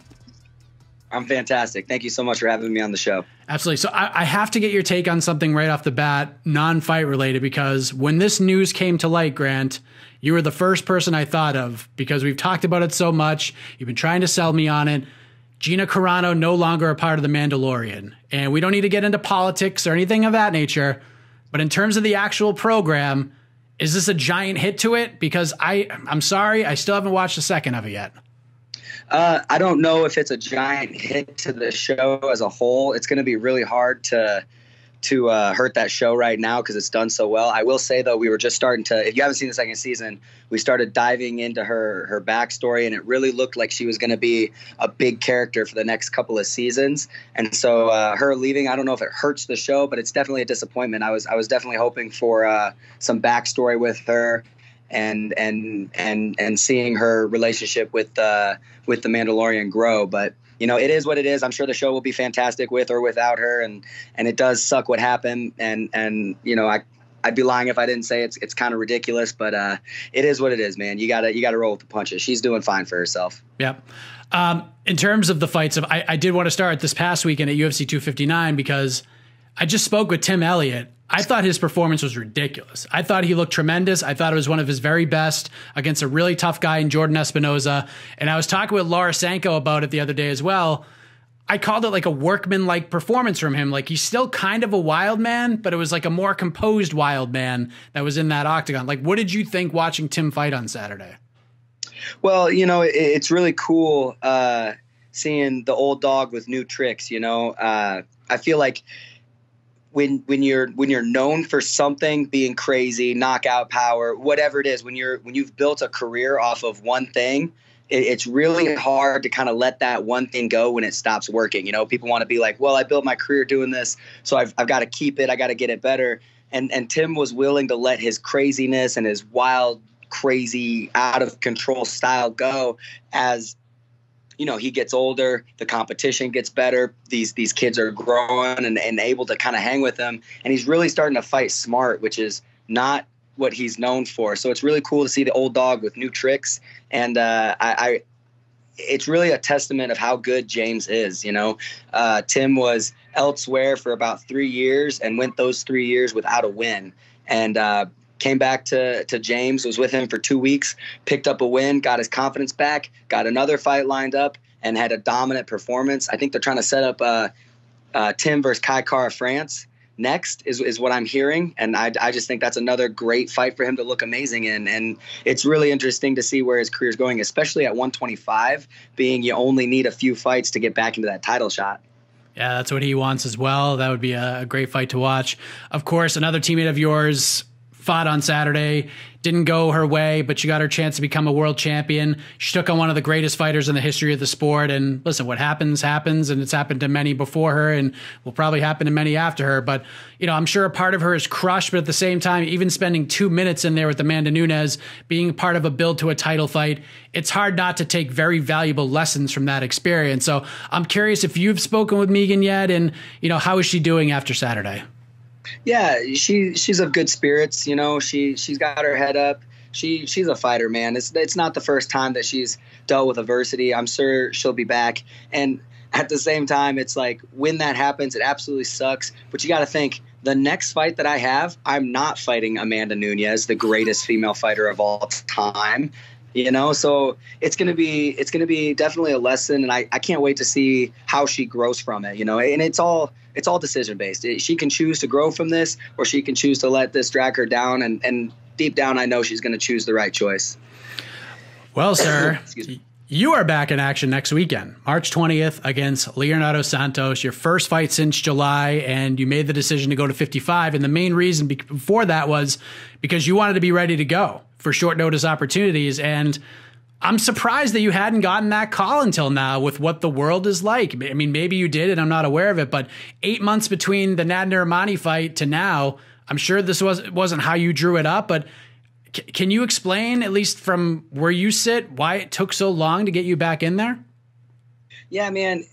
So basically, my management team does a great job. The guys with Iridium do an amazing work. I'm very happy with everything that I have with the UFC. The issue was I was a puzzle piece that fit into a puzzle, and then you take that puzzle piece and put it into a box with a completely different puzzle. You got to figure out where it goes. You don't want to give me somebody too high up because I haven't earned it at 155. You don't want to give me somebody too low down because, I'm undefeated in the UFC. So it's really weird. And, with how much I'm making and all that, it's really weird to fit me into that puzzle. I truly believe that once I beat Santos in impressive fashion, I will be able to get a quick turnaround. My goal is to be able to fight May 15th. Right after Santos. I've got a name picked out. I got everything that I want to do. Whether it happens or not, I'm going to stay ready and be ready to do that. And it's one of those situations where you just kind of got to roll with the punches. And I'm ready to get after it. Santos is my number one priority right now, and everything else after that is just going to be opinion based. That's interesting because, especially after our last conversation, I would think that you had been frustrated with this, but it seems like you get it and it makes all the sense in the world as to why you weren't in there. So you're okay with how this all played out and getting the fight that you got, even though it took so long.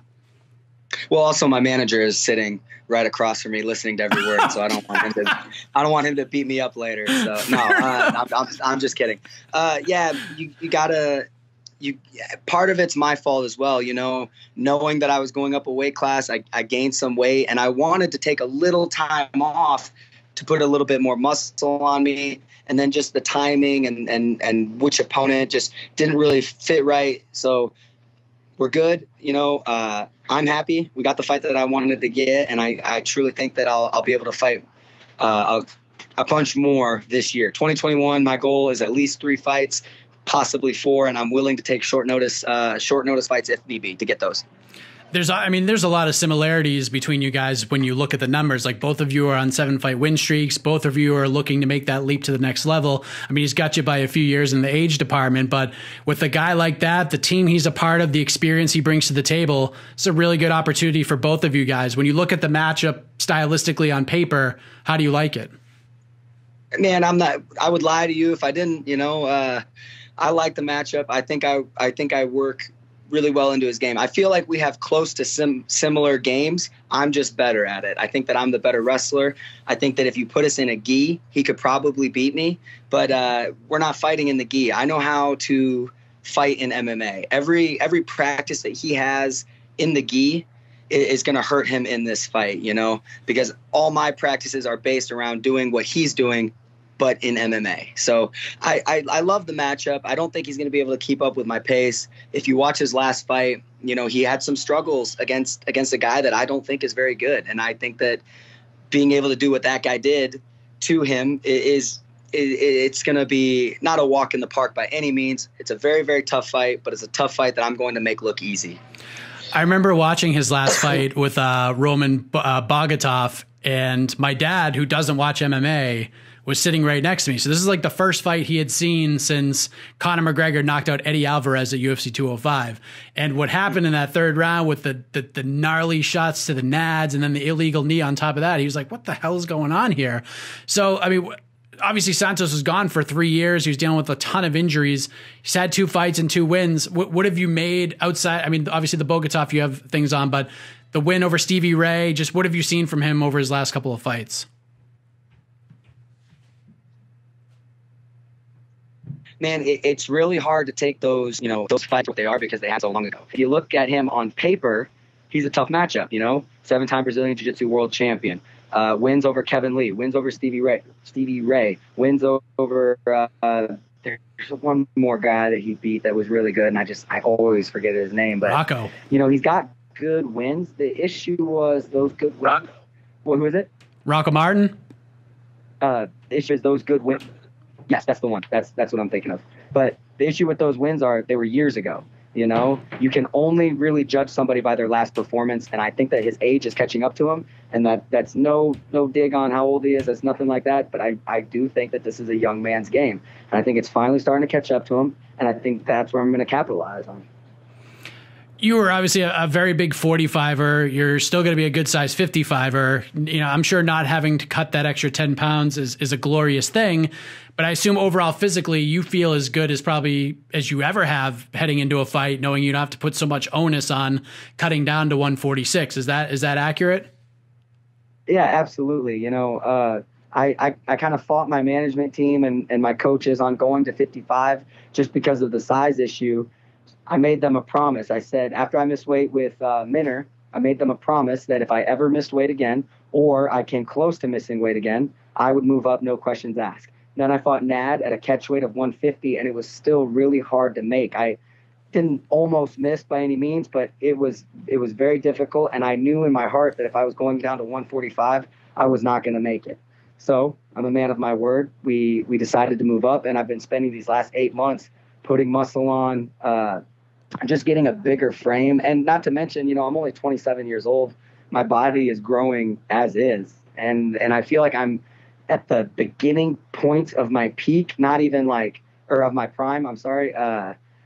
Not quite there yet, but just the way that I feel and the way how strong I am right now, I really feel like this was the right move. And I think that it's going to be nice to be in there and want to be there, not just be there because I'm tough and I love the sport, but actually want to be there, not be so drained and not be so hungry and just be thinking about getting it over with and going home, so I'm really excited to see what 155 does, and I think it's going to be the best Grant we've ever seen.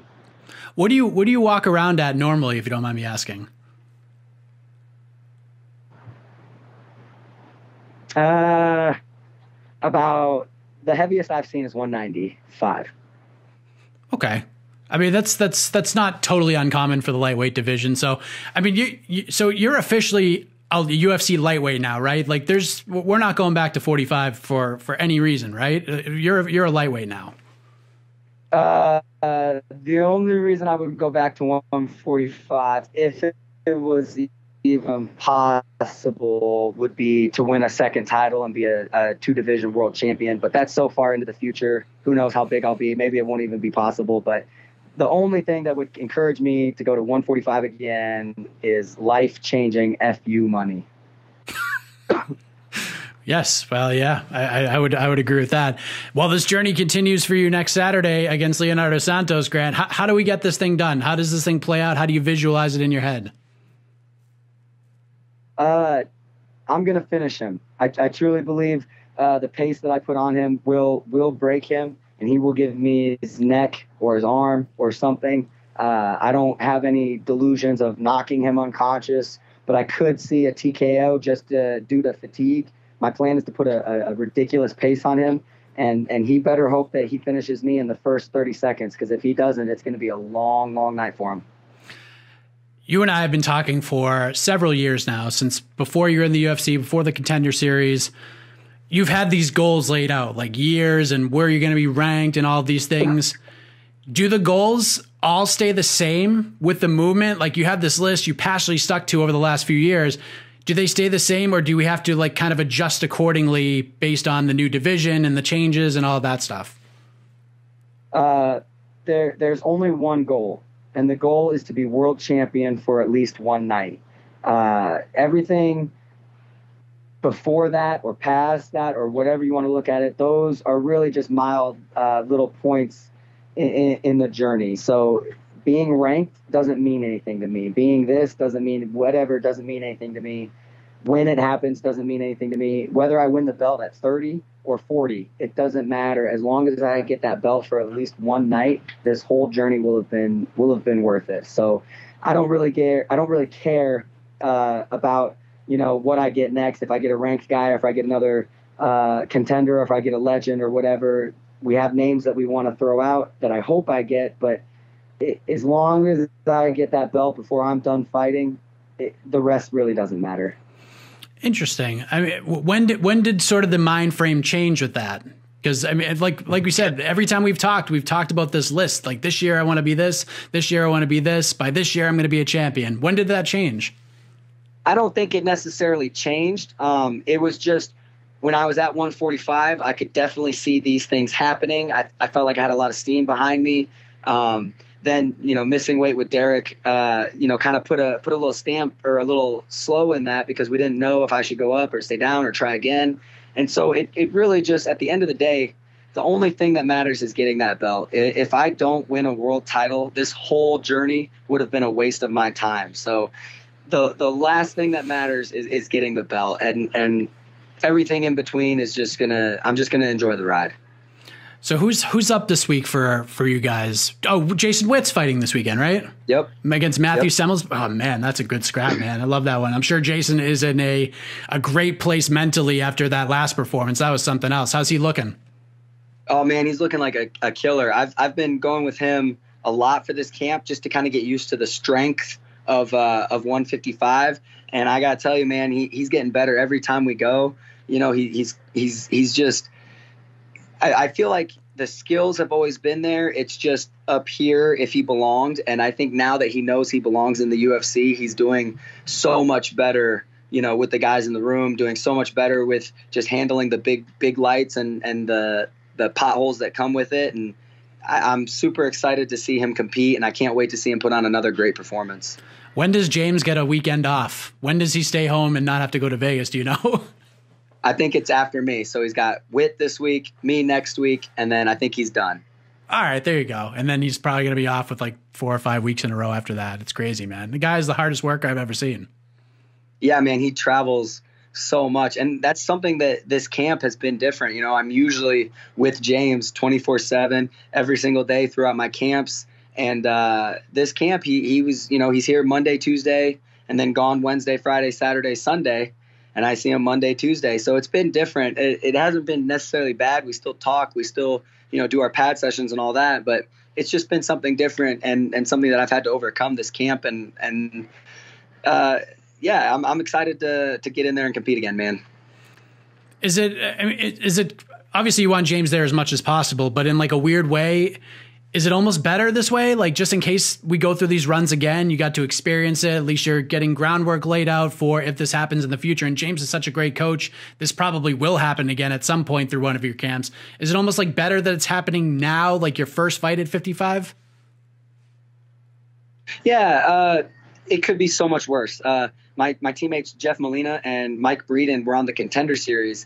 They flew up with their coaches, and all of the coaches tested positive for COVID and had to fly back, or I'm sorry, stay quarantined, and so they had to pretty much fight without their coaches.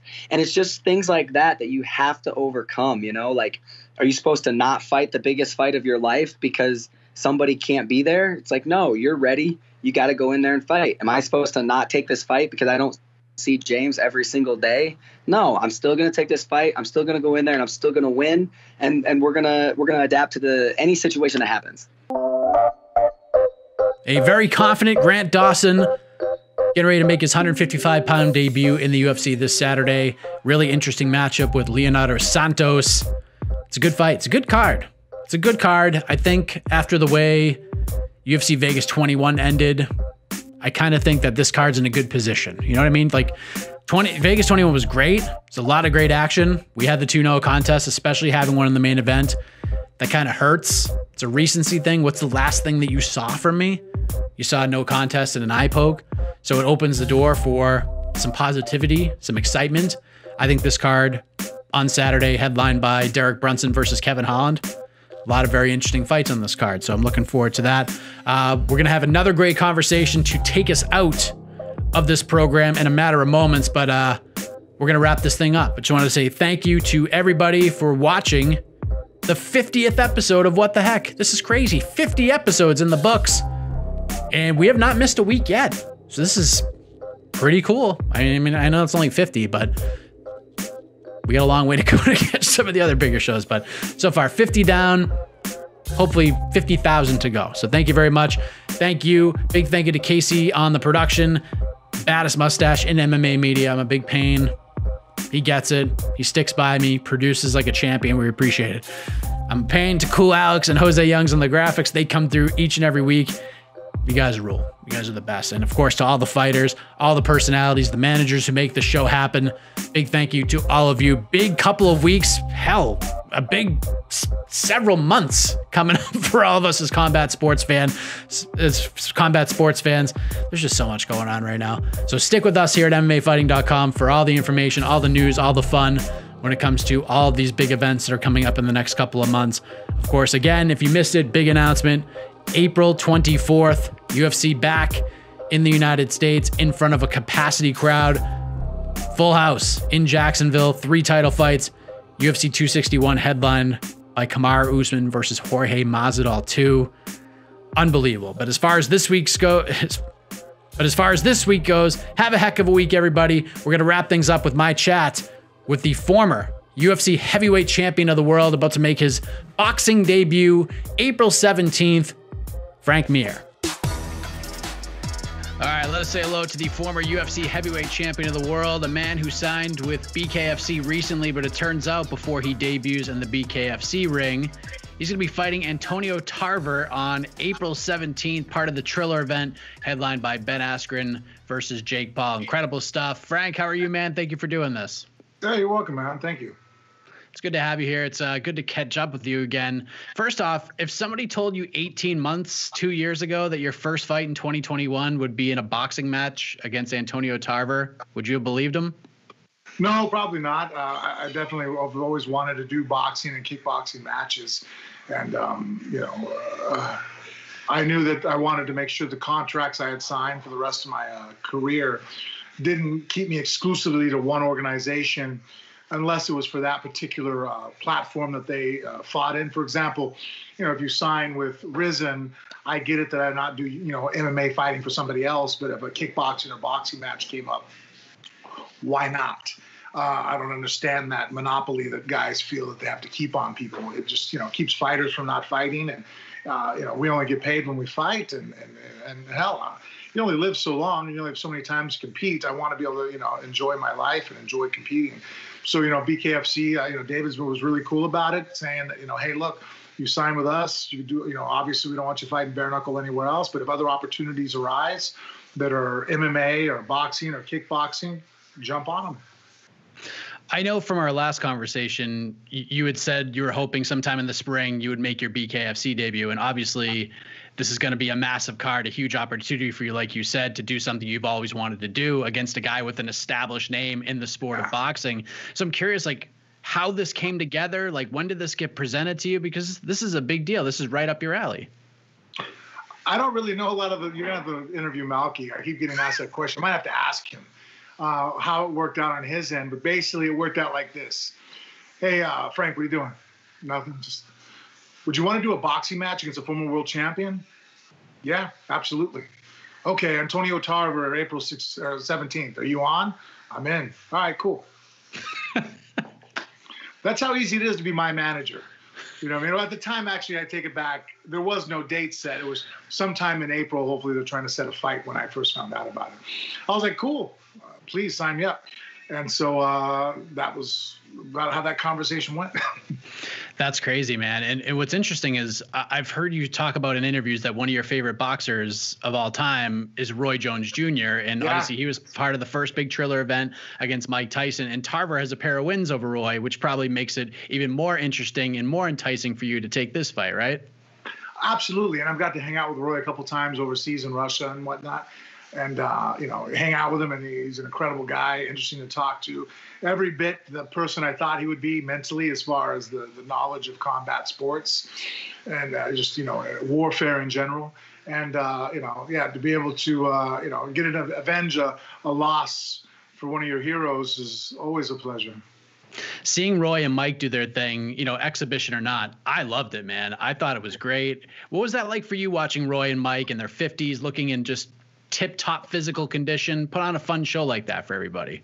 It's very inspiring because I think a lot of times, and in fact, it actually made me feel good that at that point, because, I think when I was about 39, from about 35, my injuries have really just started compounding and it really got hard for me to train. And then about 39, I was just, miserable, ready to retire. It was hard to get me in the gym because, if I could get past the pain and take enough ibuprofen and whatnot to get in there, then that night of sleep was even worse. I tossed and turned from agony. And then I got opportunity to go with BioAccelerator and really got to go over to Colombia and do stem cells. That helped. Doing all the, if you find a great CBD product and a great foundation for supplements, I found American Shaman, jumped on board with them, and I'm a firm believer in that. And then Mitrospect with Kratom. So I've started healing my body and then hanging out with, Steve Date, doing my conditioning over at Lifetime and Nick Best, and being very religious for the last 18 months for lifting weights and focused on healing my injuries. And, it was embarrassing to start off with being in the gym. People were looking over at me thinking that, that's probably, what I should be warming up with. And I'm struggling with it to get it, that's my max, And so my health has came back, and seeing,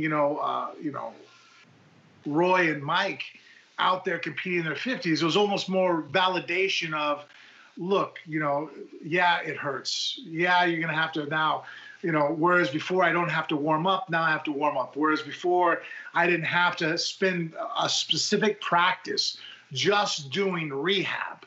It was kind of an afterthought before. Now it's like, no, at this time is scheduled as just rehab. People be like, it's not a workout. I'm like, nope, this whole practice is about, fixing everything I've done throughout the week, hurting myself.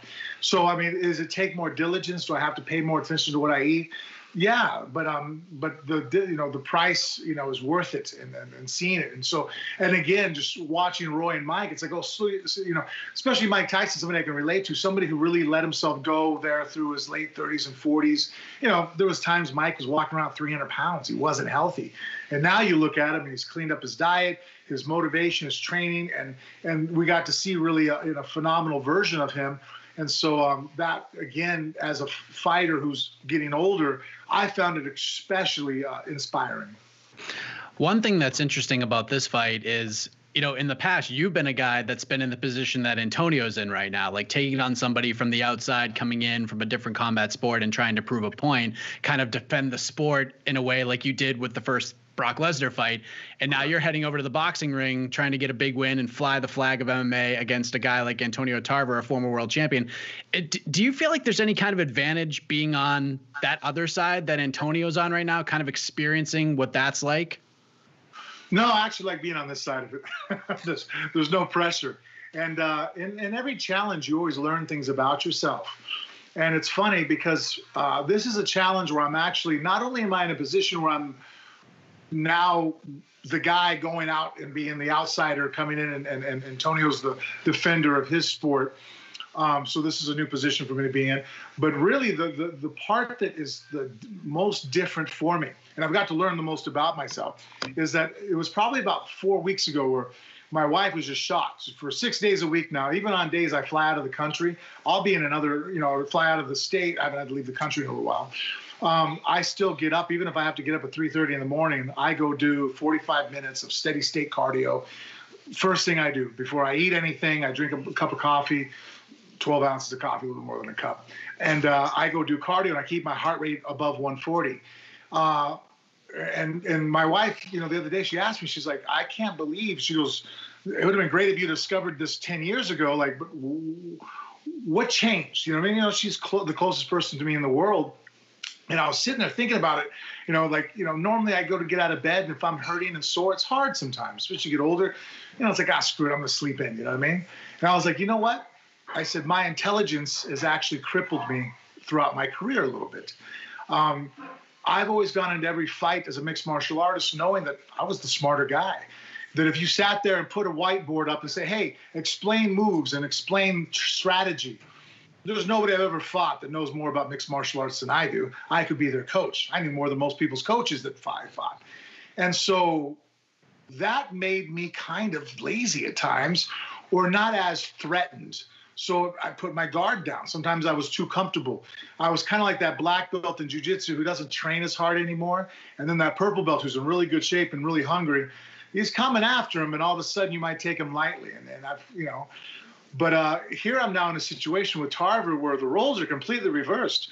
Even though I am a very sharp boxer when it comes to the basics, there's a level of boxing that Tarver's attained because he's a specialist in it that I'm never going to attain. I'm like a decathlete, right? I can only be so good at throwing the javelin. A guy who's a specialist of the javelin is going to be better than me, even though I'm obviously familiar with it as a decathlete. And so being a mixed martial artist, I am familiar with boxing and very good at it, and very good at jiu-jitsu, very good at wrestling. But as far as a specialist, how can I beat somebody who's a world champion? As far as how can I know more than Tarver when it comes to boxing? And so it really put me in a unique position to where now I'm focused on training, being in shape, because I'm like, hey, look, I got the basics down, but all the traps and trickery and all that's usually on my side, he has. So I'm going to have to make sure I show up in phenomenal shape so that I can keep a pace and a power output, use my size and strength, and just really make sure that when I'm doing the basics, everything I throw hurts, and it hurts for 10 rounds. It's interesting you say that about like the approach and, the trips and the traps and that you see in boxing, because I mean, Antonio hasn't fought in like 6 years. He's 52 years old. And as you saw with Tyson and Jones, like age is just a number at this point. 22 knockouts in his career. And no matter how old you get, there's still going to be some pop there no matter what. So do you take kind of more of a modern day MMA approach to this bout where you're worrying just about yourself? You're not watching a lot of film on Antonio because, 6 years is a long time, right? Well, no, actually, I still watch a ton of film on Antonio, because still there's parts of his personality that over, a 25, 30-year career that he's not going to change, that haven't changed. Certain tendencies when I see him in certain situations that, it's his mind, it's his spirit. There's certain neurological formatting that it's you. And you can learn how to hide it. You can learn how to leverage it. But, I mean, really changing your colors doesn't really happen. You know what I mean? You can make yourself a better version of yourself. But as far as completely rewriting a book, doesn't happen. So there's certain things that Tarver does in certain situations that those are the things he's still going to do now. And the advantage I have in this fight is that I know how he looks in a boxing match. The disadvantage he has in this fight is he doesn't know what I look like in a boxing match. He only sees what I look like with my stance adjusted for defending kicks, defending takedowns and knees on top of defending hands. And there's a difference between an MMA stance, even just breaking it down to that point, and a boxing stance. What's the training camp like for this? Like, are you sticking around at like the same places you were at? Like, I know you worked with Angelo Reyes for a long time, and I know how important he was in you learning the basics of boxing and bringing it to MMA. How are you handling the preparation in terms of coaching, guys you're working with, et cetera? Well, right now I work with John Wood a ton, and the different guys that send, Gunderson and Mike Piles in there. And those guys, and I work with a lot of guys as far as sparring. What I do is to make it equal. Right now I spar 12 rounds, and I just make sure that everybody I spar is just a fresh guy coming on me every round. So that way, even though there might be a difference in skill level, And they're also, everybody has to stand left-handed. Not everybody in there is a southpaw naturally. So even though that there's difficulty there, as round 6, round 7, round 8 comes out, and that's that guy's first round, it makes it much more even and makes it much more difficult for me. And I have to push that much harder. So that's how I work that out. I'm only really sparring 2 and 3 times a week. The other 2 or 3 times I hit pads hard. And then whatever I do in the morning, like for example, today was a pad day in the morning. So I wake up in the morning, my schedule for today, right? I woke up in the morning at 7, take my vitamins, drink my coffee, kind of sit and vegetate for a second. I get to the gym about 8 o'clock. I do cardio until about, 8:45. I eat breakfast at 9 o'clock, and I'm at the gym at Syndicate at 10. I hit pads really hard because it's a hard session if it's in the morning with pad work. With John, we did 8 rounds. And then when I get done, I go home, I eat lunch. Then at 2 o'clock, I go to the weight room, and I still lift weights. I lift weights 6 days a week. I'm a big believer that all you do is you drop the volume, but you can keep the intensity. And that's why my strength and power has stayed the way it is, and I'm not getting injured. It's a mistake I've made in the past. And now as I train my daughter lifted weights all the way up until 4 days before each one of her fights. And people think I'm crazy doing it, but I'm like, hey, guys, the NFL guys in season lift weights. And those guys are $1 million athletes. There's a reason why. There's just a smart way to do it. And then when I get done with that, I go home again. I have a protein shake. I eat. I usually try to take a nap or relax. Or I have a gap between 4 and 6 o'clock. At 6:30, I'm back at the gym. And if I hit pads in the morning, then at nighttime, I do what's called drill work. Like tonight, Jake, my partner, he puts on a body shield so I can hit him in the body, with some authority without ruining them. And we basically go back and forth with drills. So it's intermittently, instead of just hitting pad work and then going to sparring, now it's kind of like controlled sparring where we're going to hit certain scenarios. We're like, he's going to throw a combination. It can either be a jab or a hook, so my reaction has to react. And then I have a set counter I'm going to throw. And then we just go back and forth drilling that. And tonight we did 8 rounds of specific fight stuff drilling. Tomorrow, basically how it works is that instead of me hitting pads in the morning, I still do cardio first thing in the morning, and from 8 to 8:45, breakfast. Then I'll spar for the morning session. And then in the evening at 6:30, I'll do pad work instead of the man work as far as drilling. And I still lift weights, at about 2 o'clock. Kind of going back to the, boxing versus MMA thing, like you said, there is a tension on this fight with Tarver for sure. I think it's a very cool thing, but you're not fighting Jake Paul, so there isn't this pressure that Ben Askren has heading into his fight. It's like the weight of the MMA world is like on his shoulders. I can't imagine the pressure he's under in his boxing debut. I'm sure there's a part of you that feels like you're defending the sport, but in Ben's situation, like what advice would you give him as to how to approach this fight and what his mindset should probably be in this situation? Well, if you think too much about that, it can be a distraction. And I do have certain tips for it, but I don't want to give too much advice because that's the same advice I'd give Tarver. And I don't want to help him out too much because Tarver's in the same position where the weight of the world's on his shoulders because, even if he has a bad showing and wins the fight, it's kind of a loss on Monday morning when he shows up at the gym. Like, hey, man, that guy made his debut. And you struggled with him, that could be a very bad day for him, let alone me actually, cleaning his clock, And so, Ben does have a lot of pressure on his shoulders. And, and the crazy part is, hey, Jake Paul, I don't have anything against him. I know a lot of people don't like him as far as a YouTube star coming in boxing, but I'm like, hey, look, he garners the attention, so that's what validates that he's in that ring. And he takes it serious. It isn't like this guy's not training. If he was out partying and drinking and treated this like a joke, and he was basically making a masquerade of what I love, combat sports, then absolutely I would be pitchfork and flames with shoulder to shoulder with everybody else. But the kid trains. He's focused and he's trying to be a boxer. So I have nothing but love for that. I'm like, that's what I want everybody to do.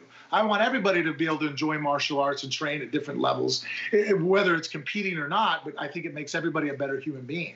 But he doesn't. The kid's in shape. He's trying to improve his skill level. There's a reason why some people are worried for Askren because this kid is actually putting in the work.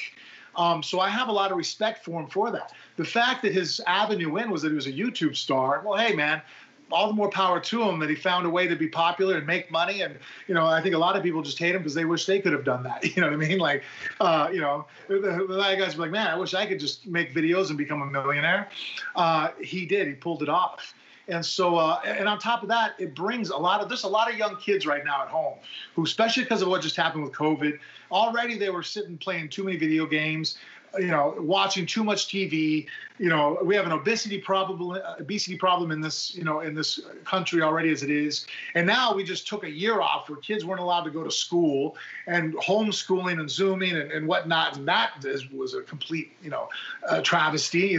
Kids just, most children don't do well under those circumstances. And if they're fans of Jake Paul and they're watching him go out there, who doesn't need the money, he's already set for life, go out there and put it on the line and dedicate himself to something that is hard like, combat sports are.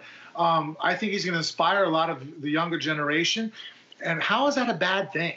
So you're getting a bunch of kids signing up at boxing gyms and wrestling and MMA? Hey, man, that's a win.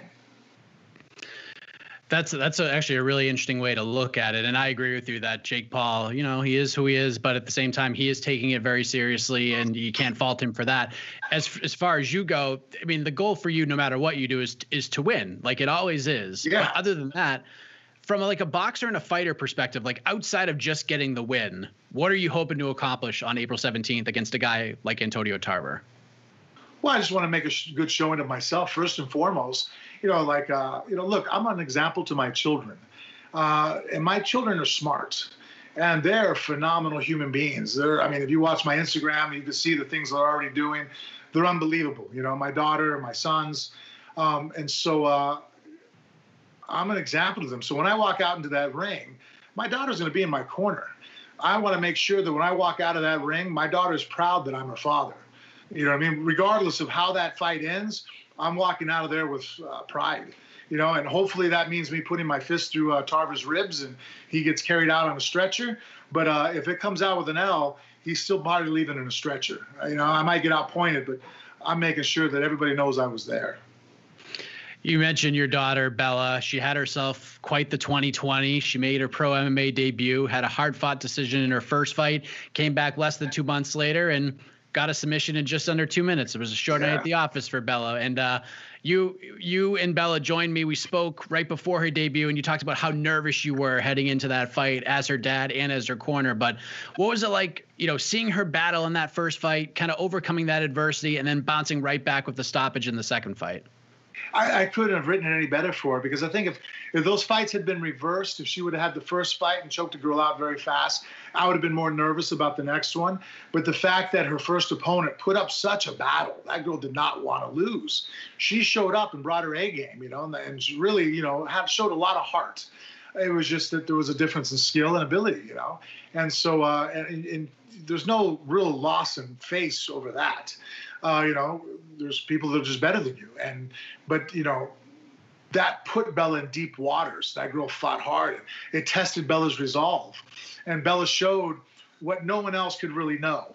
Everybody can see that she's strong and fast and extremely skilled and technical. But that toughness to fight through adversity, there's only one way to find out.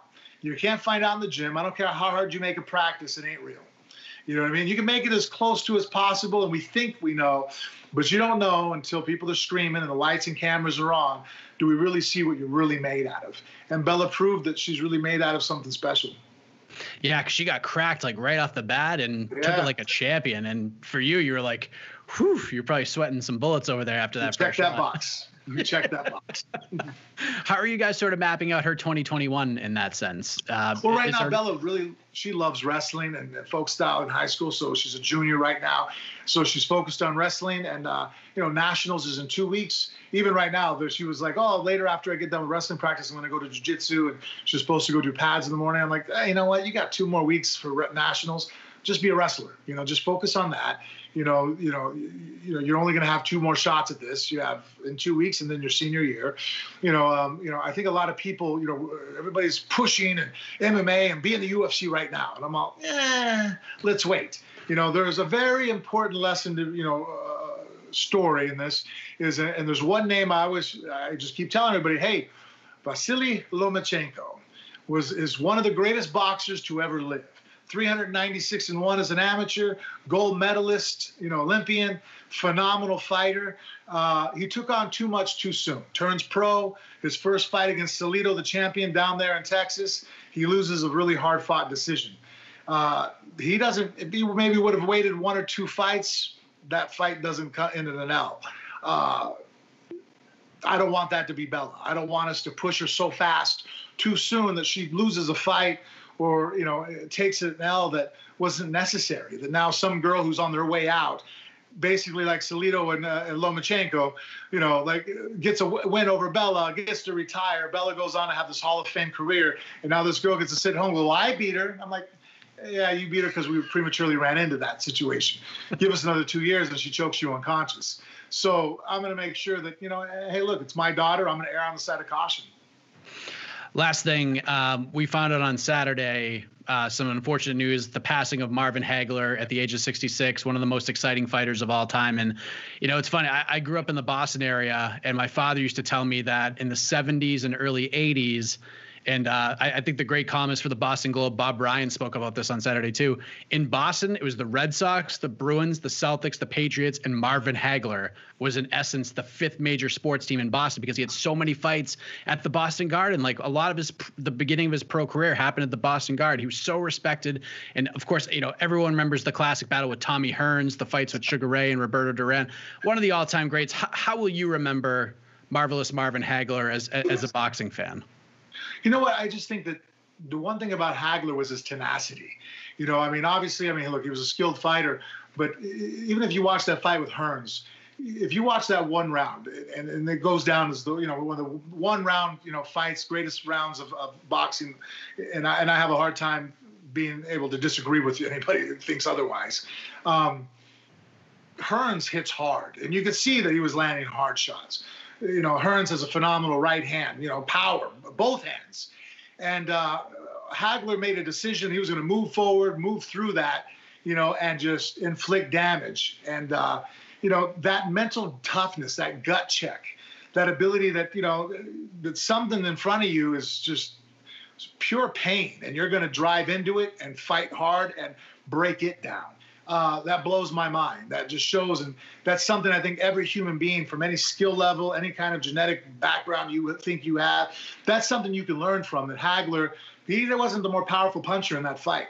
Hearns was the better athlete, the more powerful puncher, and he demolished him. He came forward. That work rate that they both had in the first round was unreal, and he just kept it up, kept it going, and just broke him down. Just unbelievable stuff. If you haven't seen that round, do yourself a favor, finish this interview and go watch that round. It's absolutely ridiculous. But well said, Frank. Your boxing story gets underway April 17th. You guys watching? Triller presents the event. You can watch it on Fight TV, pay-per-view platforms. This is 10 rounds, right? You and Antonio? Yeah. Yeah, I think that, they were, it's smart on their part. Obviously the B-side, they chose to make it, 10 rounds because, a 4-round fight would be even more dangerous for the guy of my size and my explosiveness. Then I could throw caution to the wind and just keep a high volume.